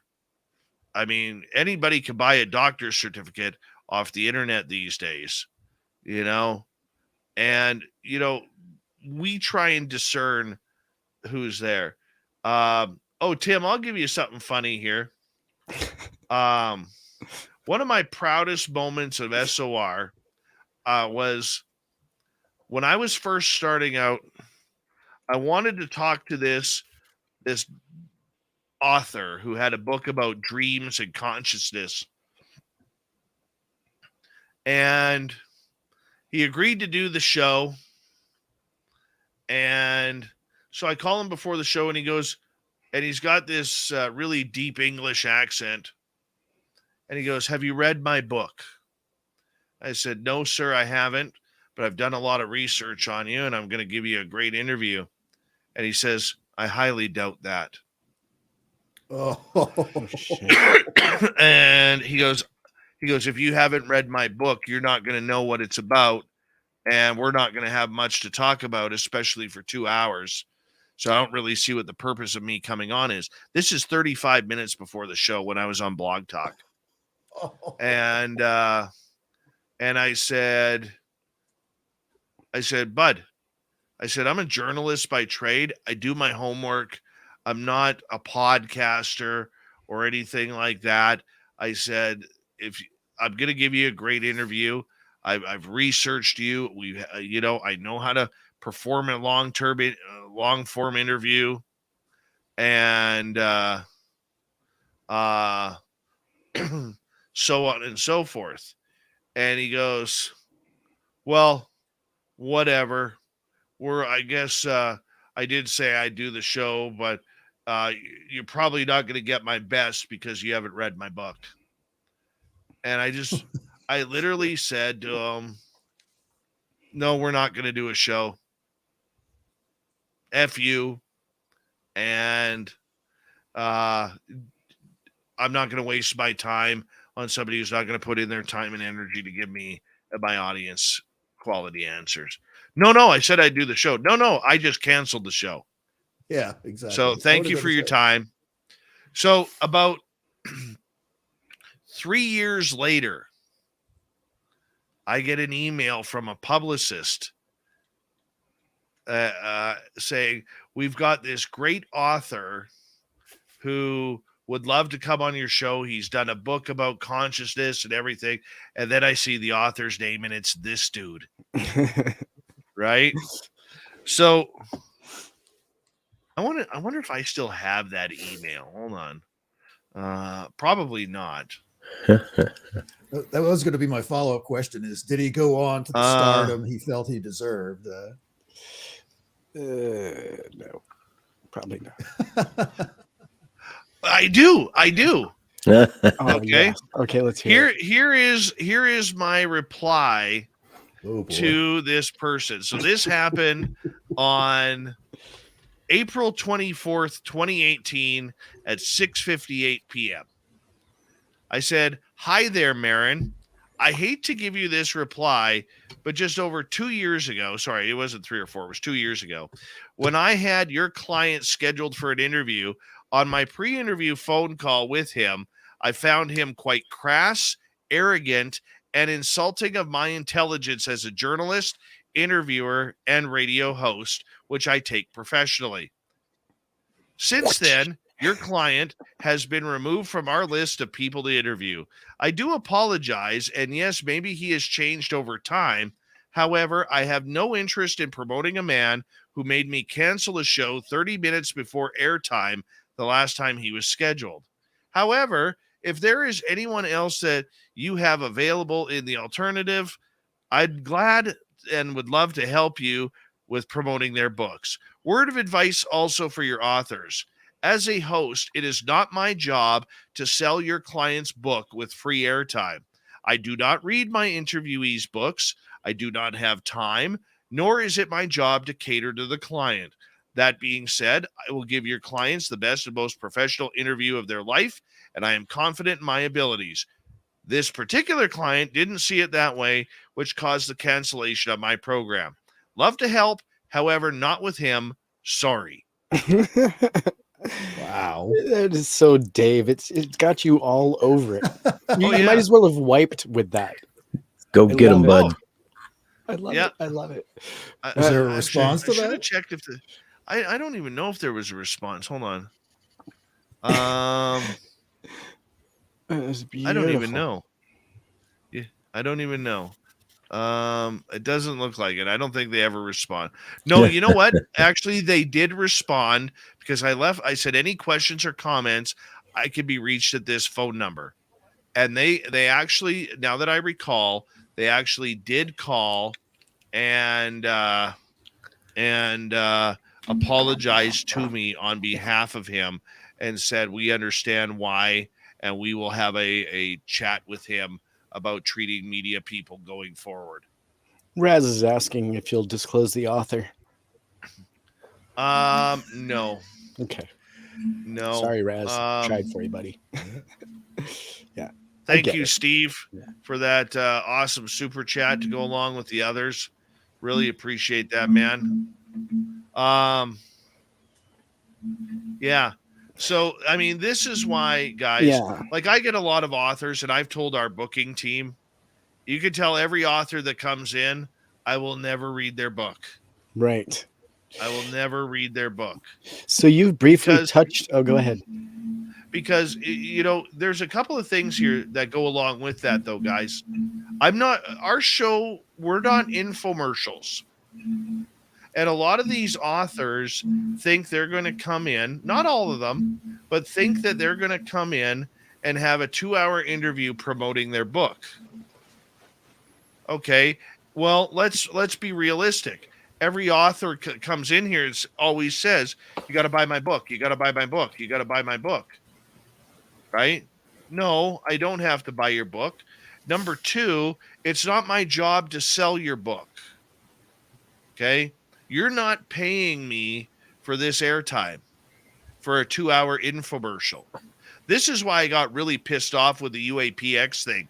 And guys, please listen to the Dave 101 tomorrow. Please listen to the Dave 101. I ain't done with that shit. I ain't done with that. There's a round 2 coming that's building. It's building. Oh boy. All right. But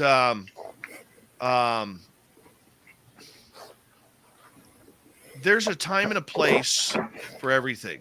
And I understand authors want to get their books and their sources out there. I have no problem promoting their book. Hey, this is the author of ABC Paranormal that's going on, and we welcome them. You can find their book at Amazon. Great. I've done my job. I've promoted your book. I'm not here to talk about your book. Or if I open up your book on Amazon where I see the chapter names, okay, and I ask you about that, give me a freaking answer. Okay? Give me an answer. Don't sit there and you got to buy my book to find out. You got to buy my book to find out. No, I'll tell everybody not to buy your book because it probably sucks. Anyways, that's one of the realities. Next question. Bring it on. I know you still got a bunch there, little Timmy Senor. Well, he's on mute right now. Real quick, I'm going to have to get out of here and skedaddle. Dave, I love you, my man. Congratulations on 8 years. Cool. I'm going to stick Thanks for with being you here, Grant. Thanks, my man. Hey, thanks for you hopping in. Yeah, thanks for warning me about when you were coming in so I could sneak in on the show with you. I always love being here with Dave, though. I gotcha. Love you guys. Enzo, Thank you so much. Absolutely. It's good seeing you, my man, Enzo. Haven't seen you in a while. Yeah. Keep up the good look. Love you guys. Love you, Dave. I'll call you tomorrow. Yeah, thanks, buddy. Have a good night, guys. Okay, Timmy, your next question. All right, here we go. So you gave us a little taster of some of the highlights, and I'm going to kind of assume that you don't really have one in particular that's sticking out clearly in your head right now. So perhaps you could give me the most uncomfortable, perhaps embarrassing or hardest moment you've had live. Thinking that would back. be 2 on terrestrial radio. One time I accidentally farted while I was on the air. These 'cause mics I was pick sick. everything up too. I was sick. Accidentally. No, you know when you're sick and you get really gassy and What? you think, Oh. hey, if I just push my ass into the seat a little bit, I mean, it won't. what? It won't No, echo. these things catch everything. Yeah. You Yeah, tried well- to smother it. You can't Well, put smother. it this way: my daughter heard it. Her. You have a and soundproof room. That is hilarious. Yeah. No, this is when I was on terrestrial radio, man. We had 400,000 people an hour listening to our Oh, radio. so she heard it miles away. Even better. Yeah. The fart heard round the That world. And then I accidentally one night, for some reason, called the Chicago White Sox the Chicago Whitecocks on the air. Yes. Yeah, I don't know how that Oh, happened. Perfect moment. But that was funny. Oof. Let's So see racist too. here. One time I didn't know. Doubly horrible. One time I had a real stuffy nose one time, and I didn't know that for some reason YouTube had fired up, and I was seen picking my nose because I'm trying. My nose was so stuffy. I was trying to hey, everybody picks their nose. I mean, don't even try and deny it. You know, it's like everybody masturbates. Like just. Well, that was a massive jump from picking your nose, sir. Yeah, that was a little leap there. Once again, Enzo's like, I just wear the shirts. I'm not actually one of those characters. So I was picking my nose trying to get this damn booger out, and I didn't realize that the camera was live. And so I ended up like 15 minutes later, I realized that the camera was live, and there were people making comments about me picking my nose, right? At least you were And just picking your nose and not the other thing you just said. Imagine that. I just owned it. You'd have a massive audience right now. Oh yeah. Lou Elizondo. Oh, whoa. That's where you went? Dave, that should not be material. I'm sorry, sir. I know you love disclosure, but that's a bit extreme, sir. Hey, I'm Bigfoot? 8 years in. I'm 8 years in. This is the last we'll ever hear from Dave. This is very much connoisseur material you're hearing here, people. Wow. You know, you're the one who keeps You're a bringing it up. specialist. No, hey, I get it. I just started a topic. You're the one who keeps bringing it up. Yeah, I think it's funny. Well, don't sit there and play all innocent, okay? Don't sit there and play all innocent. I think this is a great topic. Let's remain on this topic. Right? Mr. Oh, I don't do anything wrong because I'm a Timbit. I am a Timbit. I'm willing to accept that now, but I keep things above board, sir. Not me, man. No public nose Above picking. board, non-screen. Yeah. Yeah. Interview wise. Yeah. Interview wise, Tracy says, gotta ask, have you farted loud on air? You'll never know. Rewind 10 You'll seconds. never know. Silent but deadly. Actually, believe it or not, most radio people, especially the guys, they all try and fart on the air just to see if it'll come through the headphones. It's true. It's a radio thing. We all laugh about it. The worst is hearing that some podcasters do what is called a trucker piss while they're on live. I don't know what that means, but it involves a 2-liter That's bottle. what breaks are for. Well, yeah. I mean, a trucker piss really live on podcast. Why not just excuse yourself? And that is bizarre. So do you just have empty 2-liter bottles in your studio? How does that even work? No. Where do you think I go when I say, hey, I'll be right back? Well, I didn't say you. I was just saying break. some nameless podcasters. Oh, well, whatever. Whatever. Yeah. Yeah. Let's These see. things On happen, the air, I forget the dude's name, but Not where me. he started yelling at me on the show because I've seen that clip. I've seen that clip, I think. One of my previous booker knew the rules. I have rules, okay? I don't want deep conspiracy theorists because it could get our YouTube channel in trouble. Okay? And he booked this real deep conspiracy theorist. I said, look, there's no talk of certain events. I don't talk children. I don't talk. I said, because I'm on terrestrial radio. Okay. There's certain rules that I got to play by. And he went down the road of without triggering the algorithms, the pizza place. And when I questioned him, I said, there's no proof of it. There's no basement in that place. It's been proven. Well, that's where he started going nuts. He started yelling at me. Yeah. And that's where I put him in his place. And I said, you don't yell at me. This is my show. My job is to ask you questions. If you can't answer the question, what are you doing here? And it's one of the few And he shows. apologized. He was like, one of the few shows that I've actually erased. I'm sure it's still out there somewhere. The highlight is out there on podcast land. Mm-hmm. But I actually erased that show from YouTube. I was so pissed off with it. I didn't want to be associated with that show. It made me mad. But at the same rate, you really handled it live very well.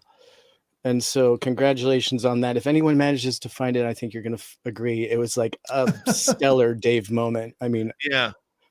And he apologized. He was like, oh, you could see he was like, oh, I've just been put in my place. He was like an 8-year-old and actually got pushed back. What? Yeah. He was surprised that Dave put him in his place. He apologized right then and there. That's good. Yeah. You know, there were times, let's see. There was one other time where I had a guy on, I'm not going to mention his name either. I had to erase that show as well. I think it's still up on YouTube though, but I never sent that show to our radio stations. And I had to cut him off after this is still when we were doing 2.5 hour, 3 hour shows. And I had to cut him off because he kept on swearing. He kept on, and as the night go on, you could hear him getting more and more stoned and drunk. Mm. And he just couldn't control what he was saying. He couldn't control the sentence. He couldn't control anything. Yikes. And finally, I had to say goodnight to him and apologize to the audience. Like, that's not what we're about. You know, like, we're not here. You know, if you can't respect my audience's time, what are you doing here? Right. And, you know, the guy apologized to me after, but I said to him, I said, look, buddy, the damage is done. You're never coming back on the show. Yeah. And by the way, I do have, for the funny part about it, here's a little bit of insider information for our audience. We do keep a list of what we call one and dones, or we'll never interview. I'm on that list. And so you're on that list too. Only if I'm not wearing this. Hey, no, but you have to keep track of them because you know, like there was one lady a few weeks ago where her longest answer was maybe 5 seconds, 5-6 seconds. Now, a lot of people get nervous because they've never really done this before, or they think the show is massive and it nerves them up. Okay. But for the most part, a lot of people get nervous and they forget how to talk.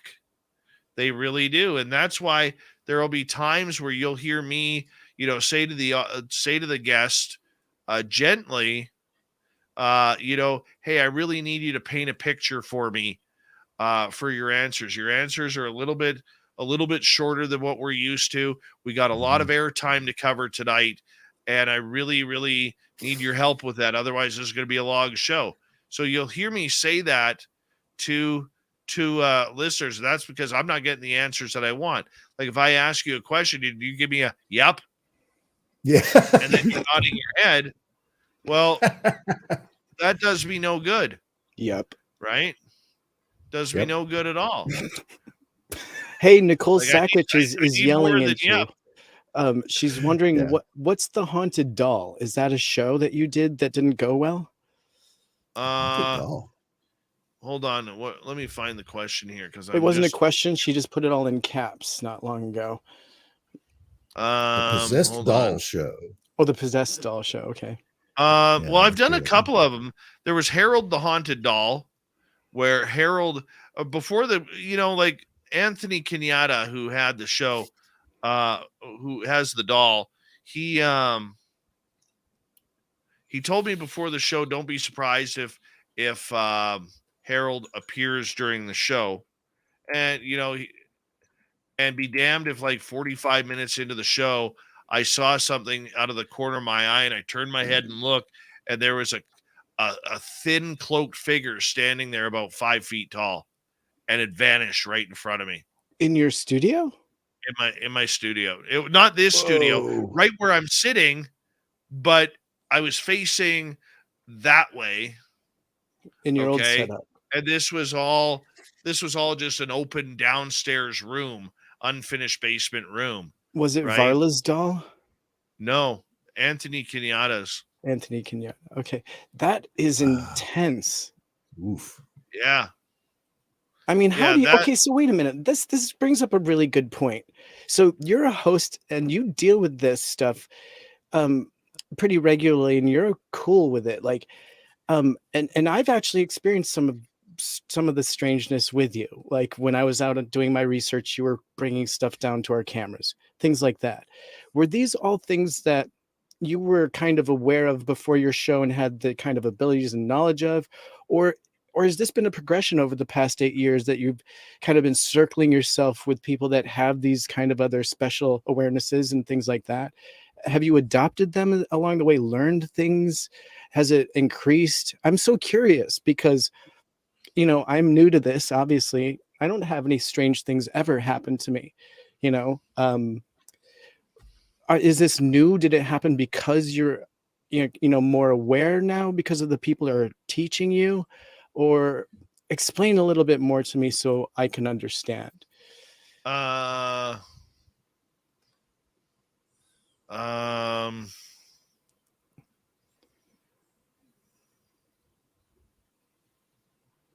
just know. Does talking about it make it attracted to you? No, it's embarrassing. It's I don't embarrassing. understand. What do you mean by that? Look, if you come on the radio and you say, I can summon UFOs, or I can summon the dead, or I can summon Sasquatch, what's the first thing that's going to come out of your mouth if you're a skeptic or a disbeliever or somebody who's sitting on the fence? Show me. Show me. Let me see. Right? Yeah. All right. Yeah. Or maybe not believe you, perhaps. Yeah. If they're skeptical. I mean, buddy, I've proved it to a number of people. I proved it to you guys where I'm sitting in my studio on a Saturday night telling Terry to move the cameras to 11:30 at north and northwest and put your camera right there and tell me what you see. I did it to one of our listeners, Joe Monk. He hated my show. Hated me. Thought I was a poor man's Art Bell.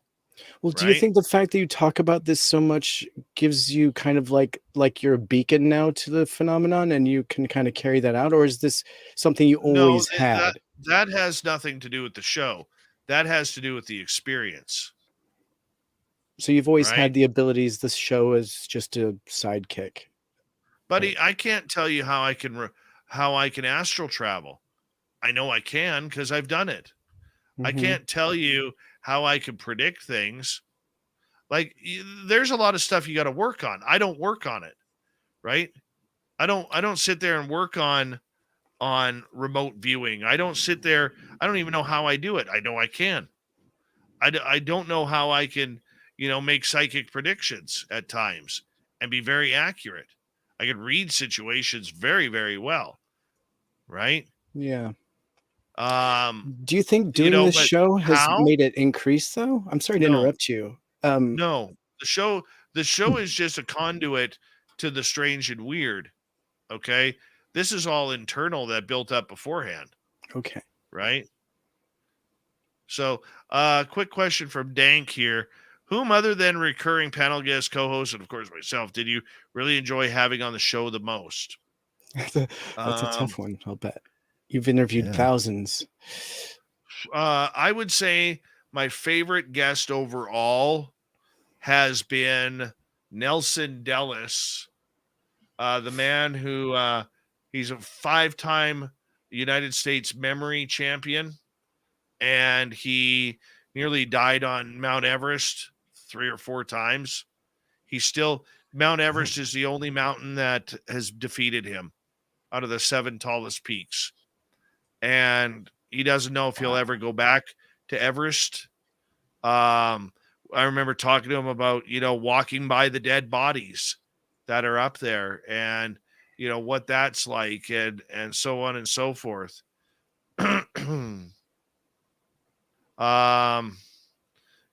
Things like that. That was one of my more powerful interviews.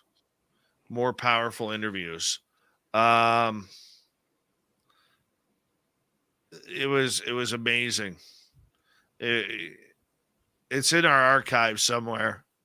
It really is. But has there ever been a show that you've done, or perhaps a live presentation that you've been super nervous for? And if it was, what was the material, or was it George the presentation? Knapp. George Knapp. I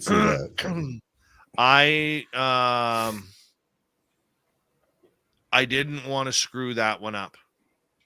I knew that I knew he would be holding pocket aces, to use a poker term, and I had to come back with pocket aces and challenge him. That was probably that one in my first time I interviewed Elizondo. And those 2 are probably the biggest ones for me. Was there ever a time when you were interviewing someone that you knew was just either off the rails or not giving you real information, but you still needed to That was work going to be the around question I was going to ask, is like, how do you know if they're just full of crap? Yeah. Right. How would Whitmore. you handle it? Tom Whitmore, one of my best friends, Tom Whitmore, when he was with MUFON, and I went at him about MUFON not telling the truth about anything, because Gail, when Gail was doing my news, and love you, Gail, love you, Shirky Poo, she received a letter from MUFON's PR guy saying they never sold files to Bigelow or anybody else. And we had it on email. And it just made me erupt. And I went right at Tom Whitmore. I didn't even know who he was. I mean, Tom has become a mentor and he's a legend in this field. And, he's like one of my, Nicole Sackett will say the same thing. He's like a father in this field. He's that educated father who's always even keel, who could give you the information that you need without blowing a gasket. And, him and I had a hard start to our friendship, but I mean, if Tom Whitmore asked me to run through a brick wall for him, I would in a heartbeat. He is just one of the classiest, most professional, understanding, smart, knowledgeable people that this field has. So, but that was one. I like the Twitter battles sometimes. I do. Oh yeah. You love confrontation. Going after the agent at UAPX the other night, that was fun for me. Going out when Chase Klutsky in 2016 blocked me on YouTube, blocked me on Twitter because she kept calling Spaced Out Radio fake news because I was questioning the merits of the To the Stars Academy. And I called her out and I said, I'm a journalist. And I said, you're just trying to get a job with them. So I got blocked there. Joe Merja and I have had some incredible battles on Twitter. And it usually ends up with me talking about him and Nick Pope not being able to be in the same room because their Velcro hair would get stuck together and we'd never pry them apart. Right? Get Enzo in there with him. Forget about it. Oh, yeah. Gloria is asking, did the Post-it note on your guitar ever fall off? That was from Ethereal Aura, who, for people who don't know, we had a listener who is not very healthy in Amsterdam. He went by Ethereal Aura. And after we did the show one night, we were hanging out like this, and he came into the chat room and he said, "I've come to say goodbye." And we were all like, "Well, what's going on?" And he goes, "I'll be dead in 8 hours." So immediately you think that this is a suicide thing, and you got to get that information, like what's going on. But we figured out that it was a doctor-assisted suicide, that it was his choice. He was 42 years old. But his body had just given up on him. So he came in the chat room about just after we got off the air, and he hung out with us for an hour. His dad was right there with him, and we hung out with him. And I said, "Buddy, I'm going to put a sticky note on my guitar." I could show you here. I said, "I'm going to put a sticky note on my guitar." And I said, "When you get to the other side, if you want to come say hello, please do." And hold on. I can get my camera back to where it was. And a couple months later, while doing the show, the sticky note moved. Nothing bumped it. Nothing but. So the sticky note was sitting straight, but if you looked at it when I was just showing it to you, it was now on an angle in the strings. So he came back to say hello. You know, he passed away on February 25th, 2022, a few weeks after Butch Witkowski had died. And that was a hard start to the year. You know? Yeah. That was a hard start. Losing Butch this year was a hard start. Because, you know, there are certain people that you want to meet in this field. And Butch Witkowski was one of them. And I was always able to, to just talk to him at any time. And Butch and I, like, it was funny because I would call Butch up before the show and I'd say, "What do you want to talk about tonight?" He goes, "What does it matter?" He goes, "Every time we plan a bloody show, the audience takes it way off script anyway, so there's no point in even planning a show." Very wise. But he loved our audience. He loved doing our show, man. Like he looked forward to it every month. And he just he really wanted to get up here and like come to British Columbia and come into the forest with us. He was just pumped right up about eventually doing that, and then all of a sudden, poof, right? Yeah. Just it sucked, but God bless you, Butch. I felt his presence in here a number of times, and I actually had a psychic, nobody that you guys would know. I actually had a psychic come up to me and say, "You have a really grinchy, cranky spirit that hangs out in your studio at night a lot of times, but he's very friendly to you, but his attitude is very cranky." Who the hell is that?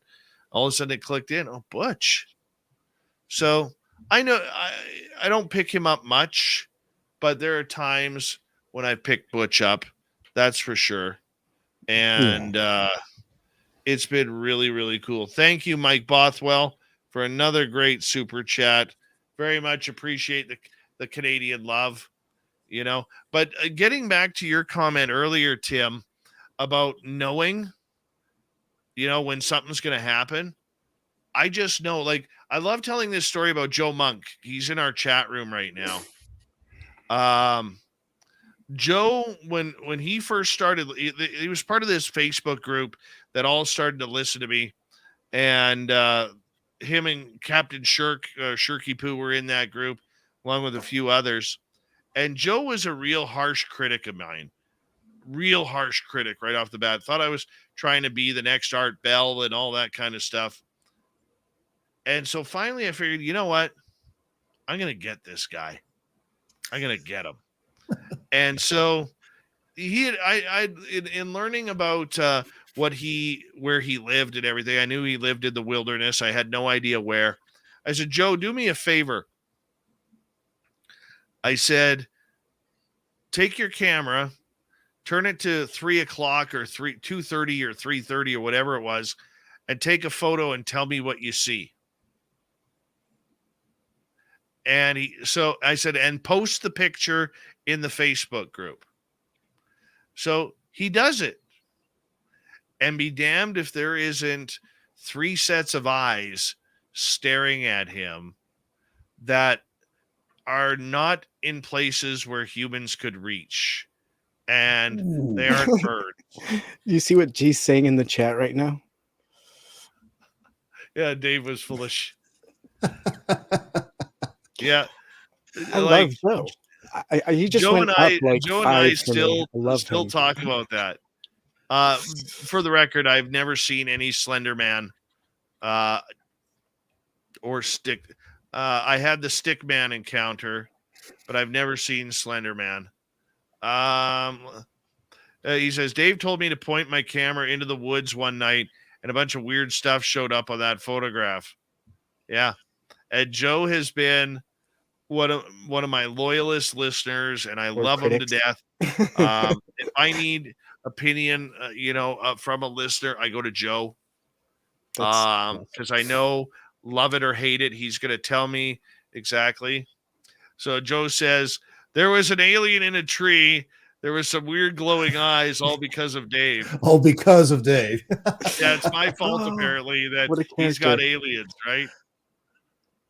I love Joe. Joe sounds great. Joe is very good, yeah. That's amazing. We got to go to, Tim, you want to go to his property.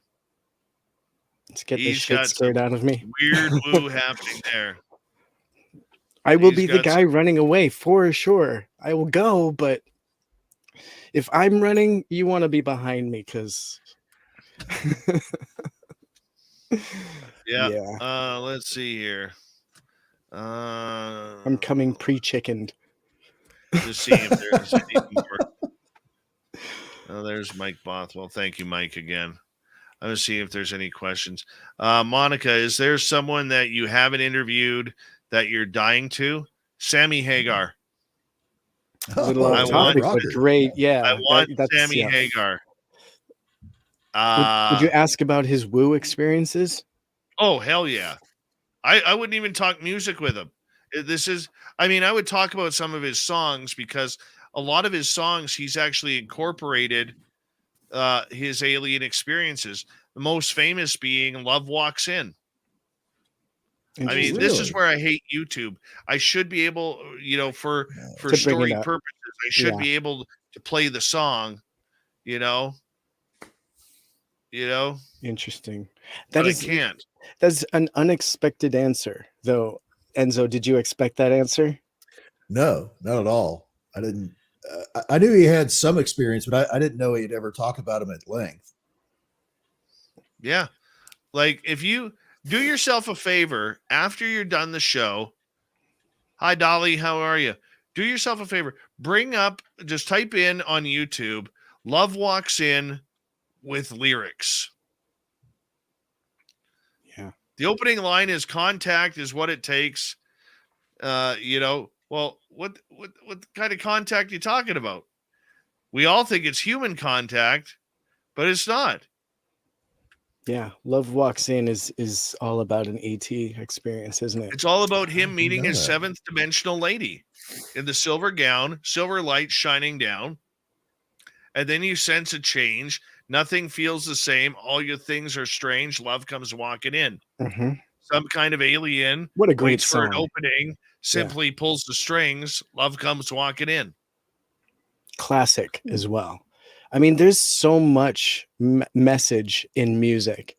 Yeah. And it makes you wonder, I mean, some of the stuff that I've heard from people in the music industry is just incredible. Some of the stories that they've written music about. And I mean, a lot of really intense musicians have had really up close and personal experiences that they write about. I find that incredibly intriguing. Oh, dudes. I mean, I would like to get Billy Corgan from the Smashing Pumpkins. Yeah. And there's a Vancouver artist named Biff Naked, and my buddy Bruce just interviewed her, and I tweeted out to her. I said, hey, Biff, how about you come on my show so we can talk about some of your aliens experiences? And she actually liked my tweet, but she's got a song called Spaceman. Once again, if I hadn't locked up Bumblefoot for our music, I would have found a way to contact her for Spaceman. 1 second here. Let me see. I'll put the video in here.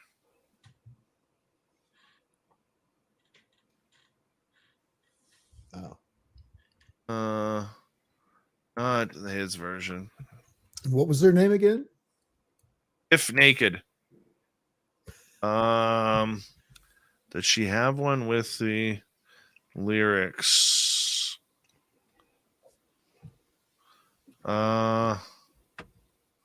Okay, so I'll just quickly do this. It doesn't have one with the lyrics, but you can Google the lyrics. Here is the video. By the way, Joe, Canada did win the War of 1812. We're 2-0 against you, buddy. 2-0. That's why the American military still has a plan to take out Canada if necessary. Get us back. We could do it all without shelling you. Oh, yeah. Oh, yeah. Any other questions you got there, Timmy? Well, I was just thinking that if we all just pointed our rear ends north and we all pulled each other's fingers, what would that happen? Is that I could take you guys down that way? Maybe just a massive green wave. Okay, I'll make this my last question. Sure. Because it's getting a little late. I didn't realize it's almost an hour into OT here, but thank you so much for staying late, and thanks, Enzo, for chilling with us. It's so much fun to have you. Okay. So my big question kind of that I have lingering would be, and you kind of danced around it a little bit, but do you feel like this show has been something that has maybe helped or hindered you in finding the truth to the answers that you originally got into this for? Has it been a distraction or meeting people like Science Bob, Nicole Sackich, Grant Cameron, Tom Whitmore, Lorian Fenton, Melinda Leslie, Jim Goodall, Michael Schratt, who's a hero of mine.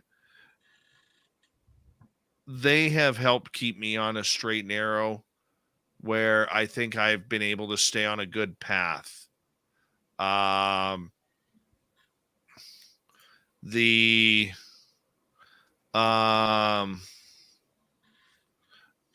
other part about that is the difficult part is we're never going to get answers until we start including experiencers into the research. We're never going to get answers.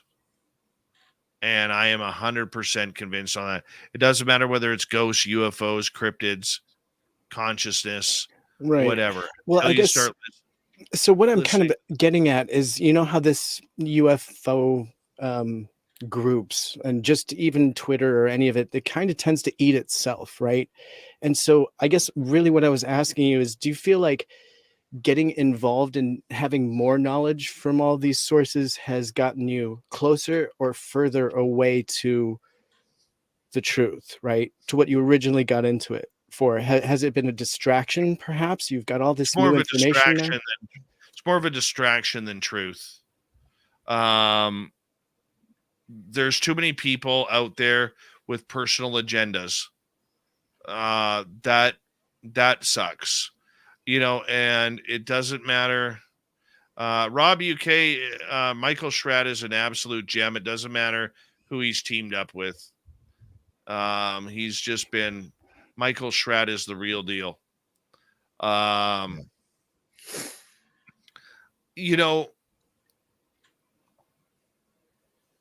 I've cut out a lot of Twitter.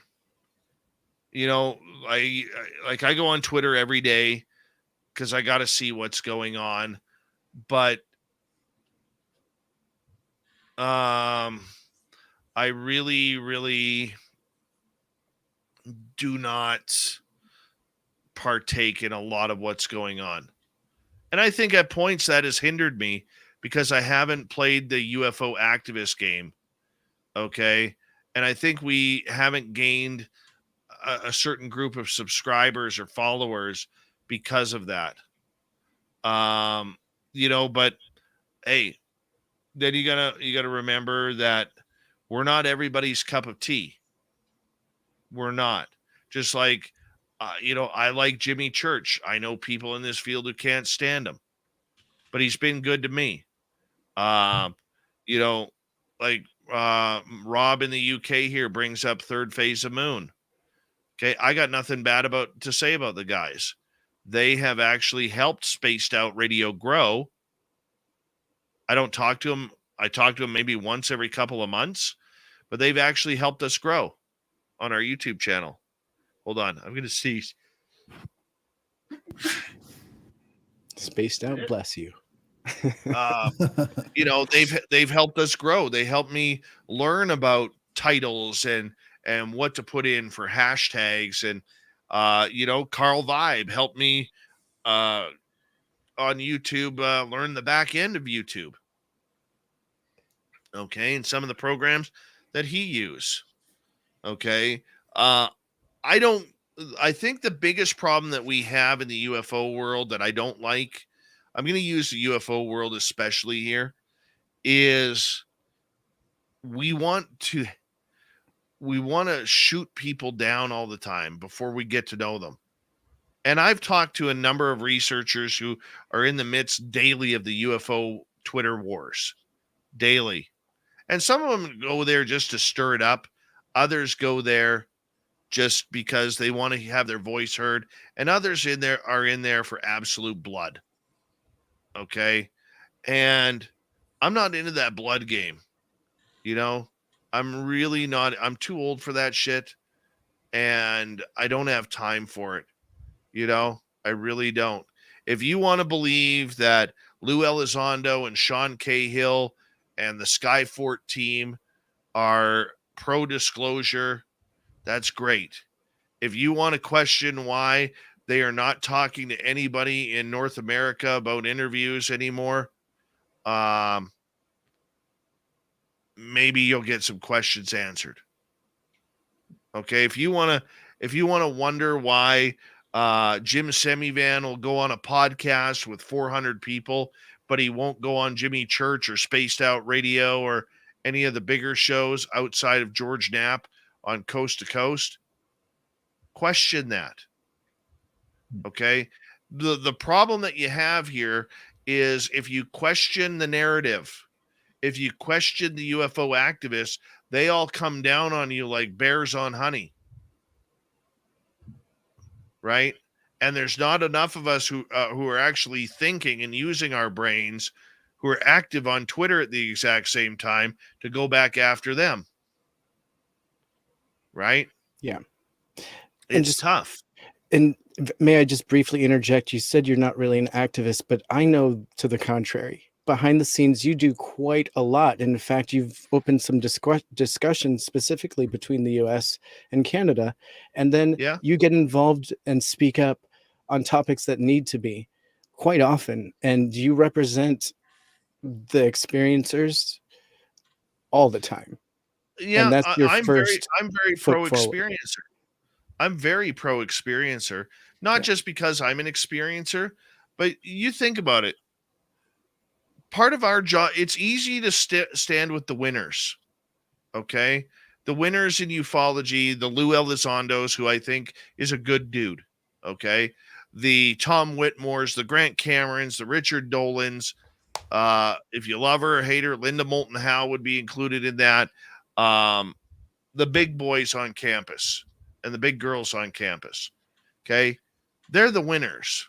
They're the people that people pay money to see, whether in documentaries, whether in movies, whether it's television shows. Okay.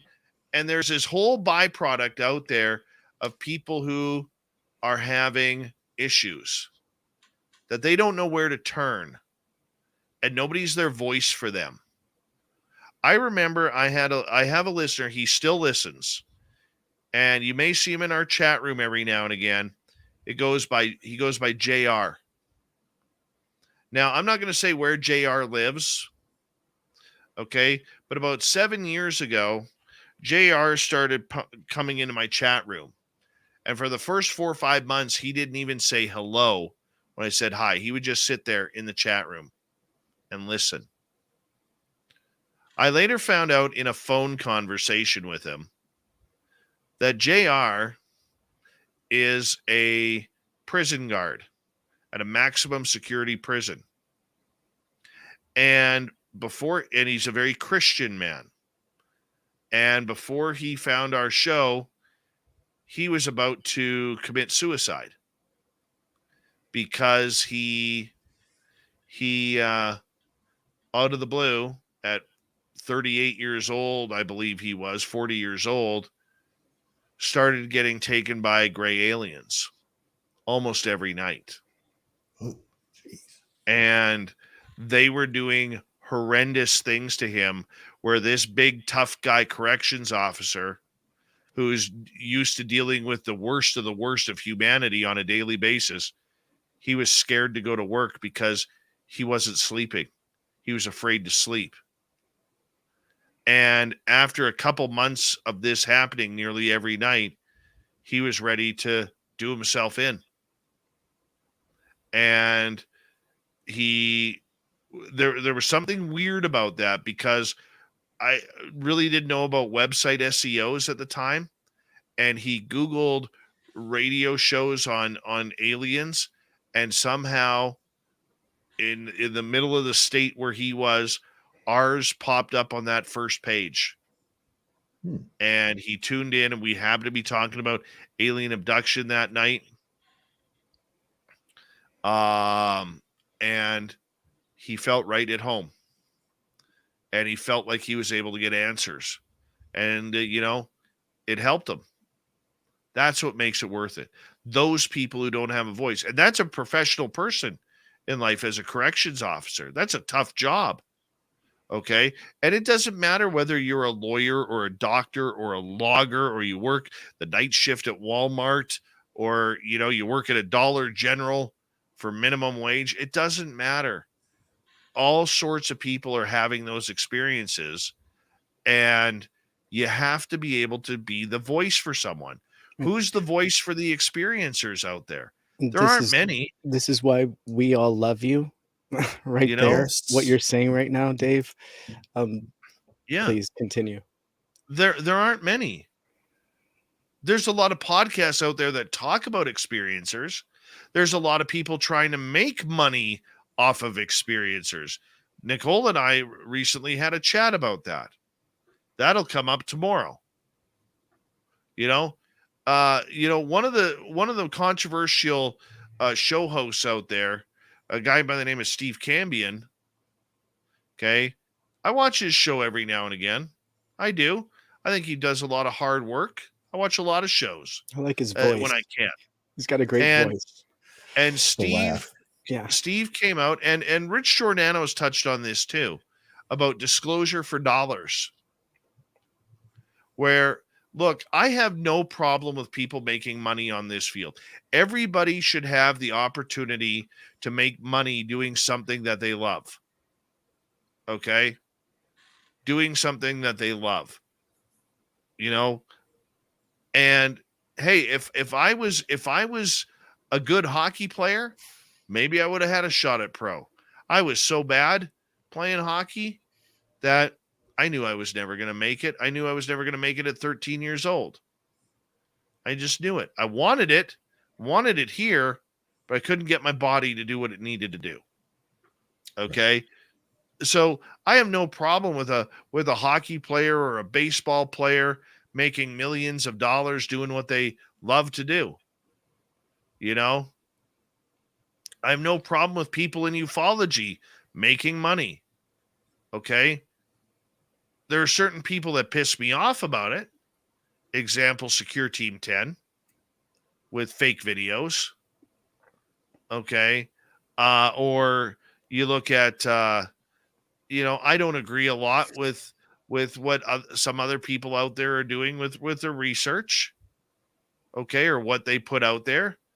I don't agree with it. We just talked about it. Yeah, I agree with you. But, charging for podcast appearances. But if you're going to sit there and charge to be on podcast $600, or you're going to charge experiencers to join your experiencers forum at $5 a month or $10 a month or whatever, you're only doing that. You're not doing that to cover your cost. Right. The costs are inconsequential. My show a month costs me, let's see, my internet is $150 because I have a fastest internet and modem that I can get. Spreaker costs me $50 a month.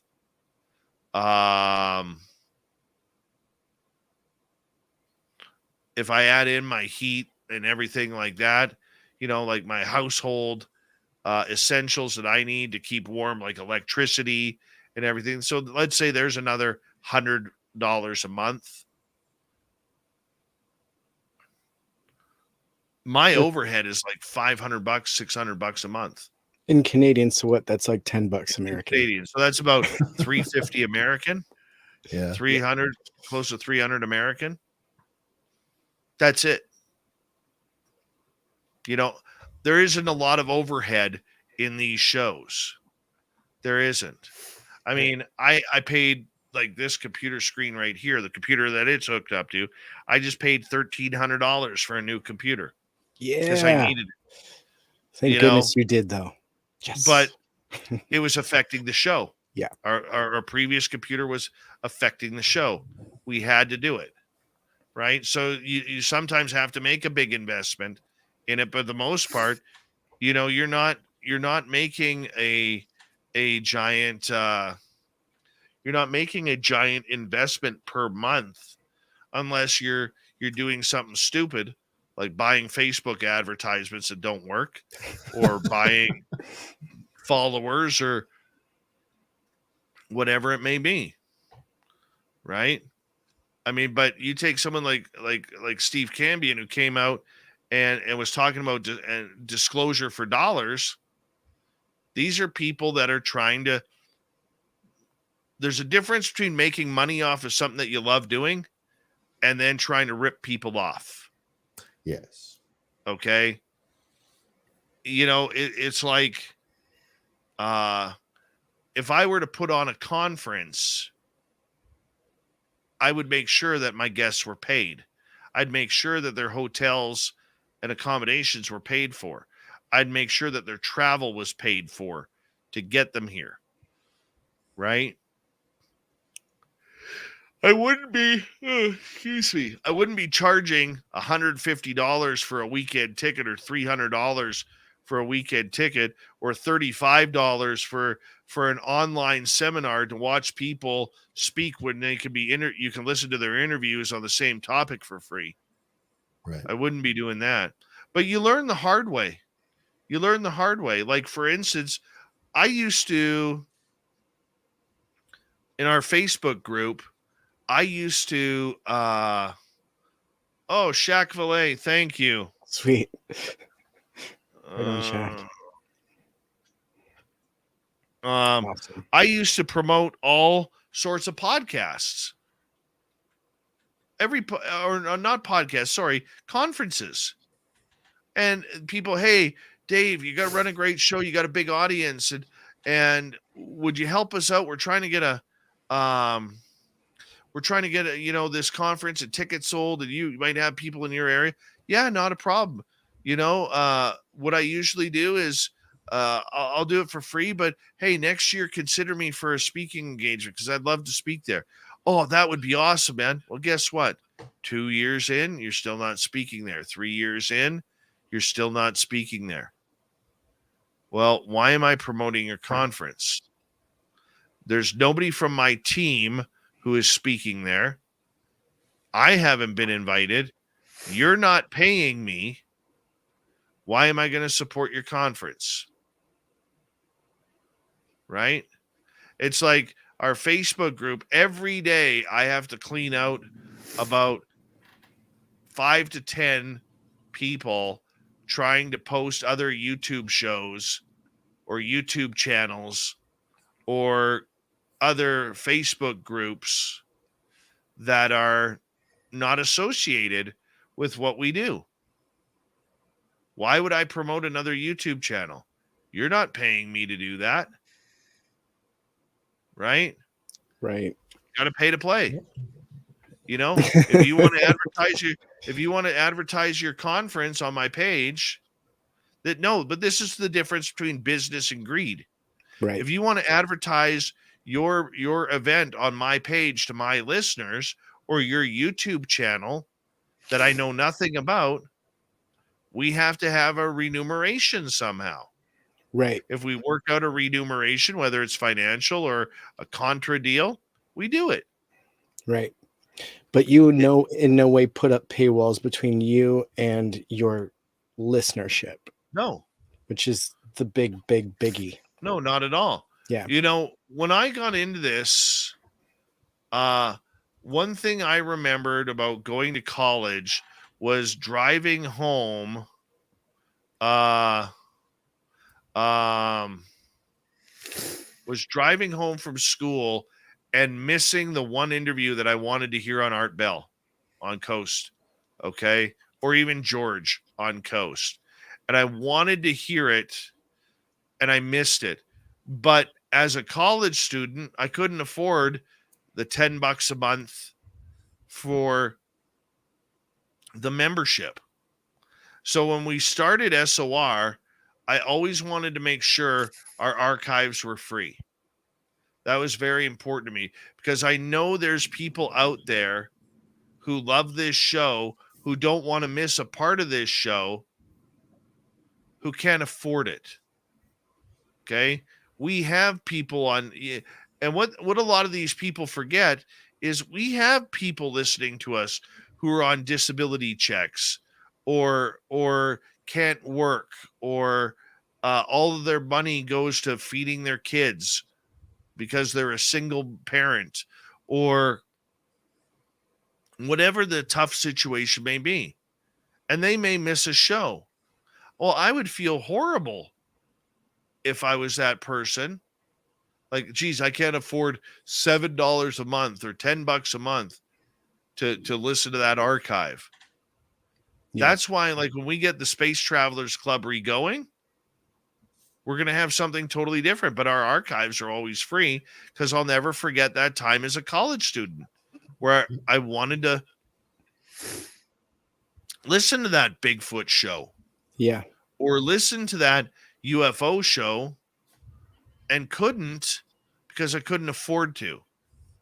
And there was no radio replay, Yeah, and you're trying to reach a pretty wide audience as it is.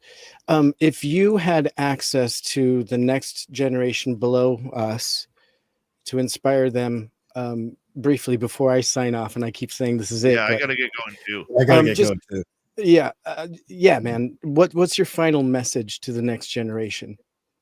My final message is take the blinders off.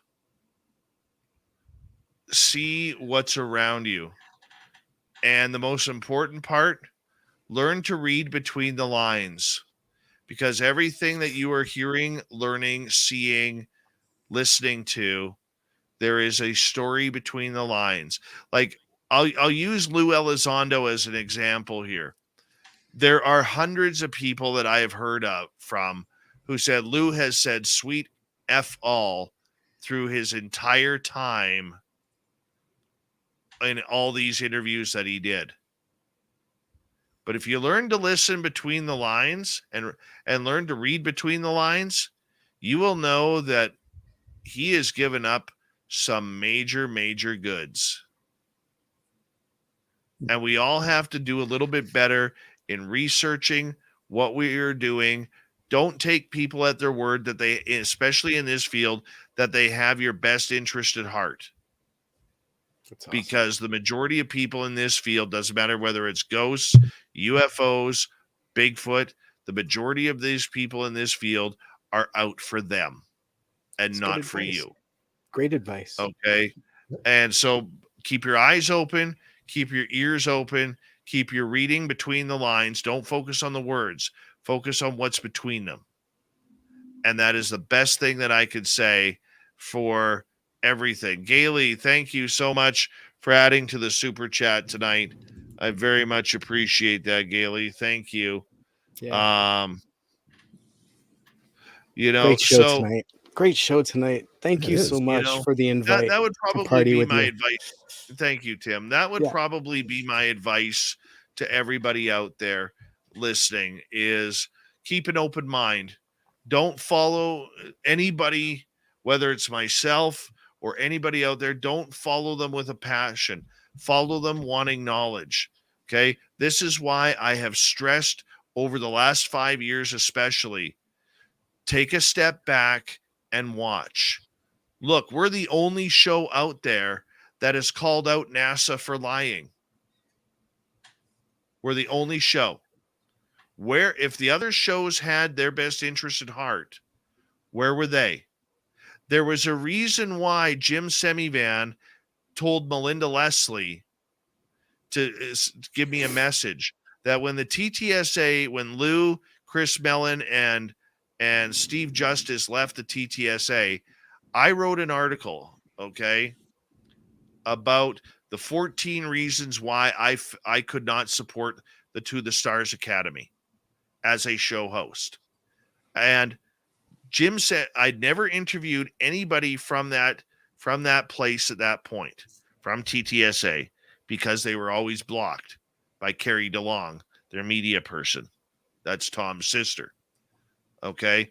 And when Jim read that blog of mine, because he's always knows what's going on, okay, he told Melinda Leslie to tell me that I was 95% correct in what I was saying. And how did I get that information? I just kept notes. And when people were proudly waving the TTSA flag, I was questioning, how do you have a pressless press conference? Okay. Or how does somebody who has 4 radio stations and thousands of listeners like we do, how come we're not allowed to get Steve Justice or Chris Mellon, but a podcast with 300 followers can get Lou Elizondo or Tom DeLong or whatever? Why? What happened there? Why? We weren't allowed to question it. We weren't allowed to, because Tom was going to be the UFO Lord and Savior. Then you find out when you talk to people, did Tom really put the TTSA together or not? But on that note, gentlemen, I got to run because I'm starting to hear my dogs wander upstairs, and I don't really want to clean up a big pile of piss for bed. So need to get them some trucker bottles. Tim, thank you. Enzo, your hair looks great, and thank you for jumping on. Thank you too, Dave. All of our audience. Thanks for 8 years, buddy. 8 years. 8 years. Amazing. On that note, guys, thank you to I'm going to read them out because that's only fair. Cool. Gailey and Shaq Mike, Steve, Stephen, Pam, Jeremy, Monica, Mr. Catfish, Science Bob, Mennonite Abe, W. Decker, W. David Page, Deb, W. Decker, again, Lala, Christina, Surf Jer, Mike, Mark, Deb, Ollie, Surf Jer again, Kira, John, Vaughn, Steve, Marv, Hank, and Catfish. Thank you for the super chats. Thanks, you Let's guys. start here on number 9 tomorrow. Ross Coulthard, investigative journalist. Let's talk about the narrative and the shenanigans that are going on in the UFO world. And why aren't we reporting on them? See you tomorrow night, guys. Take care.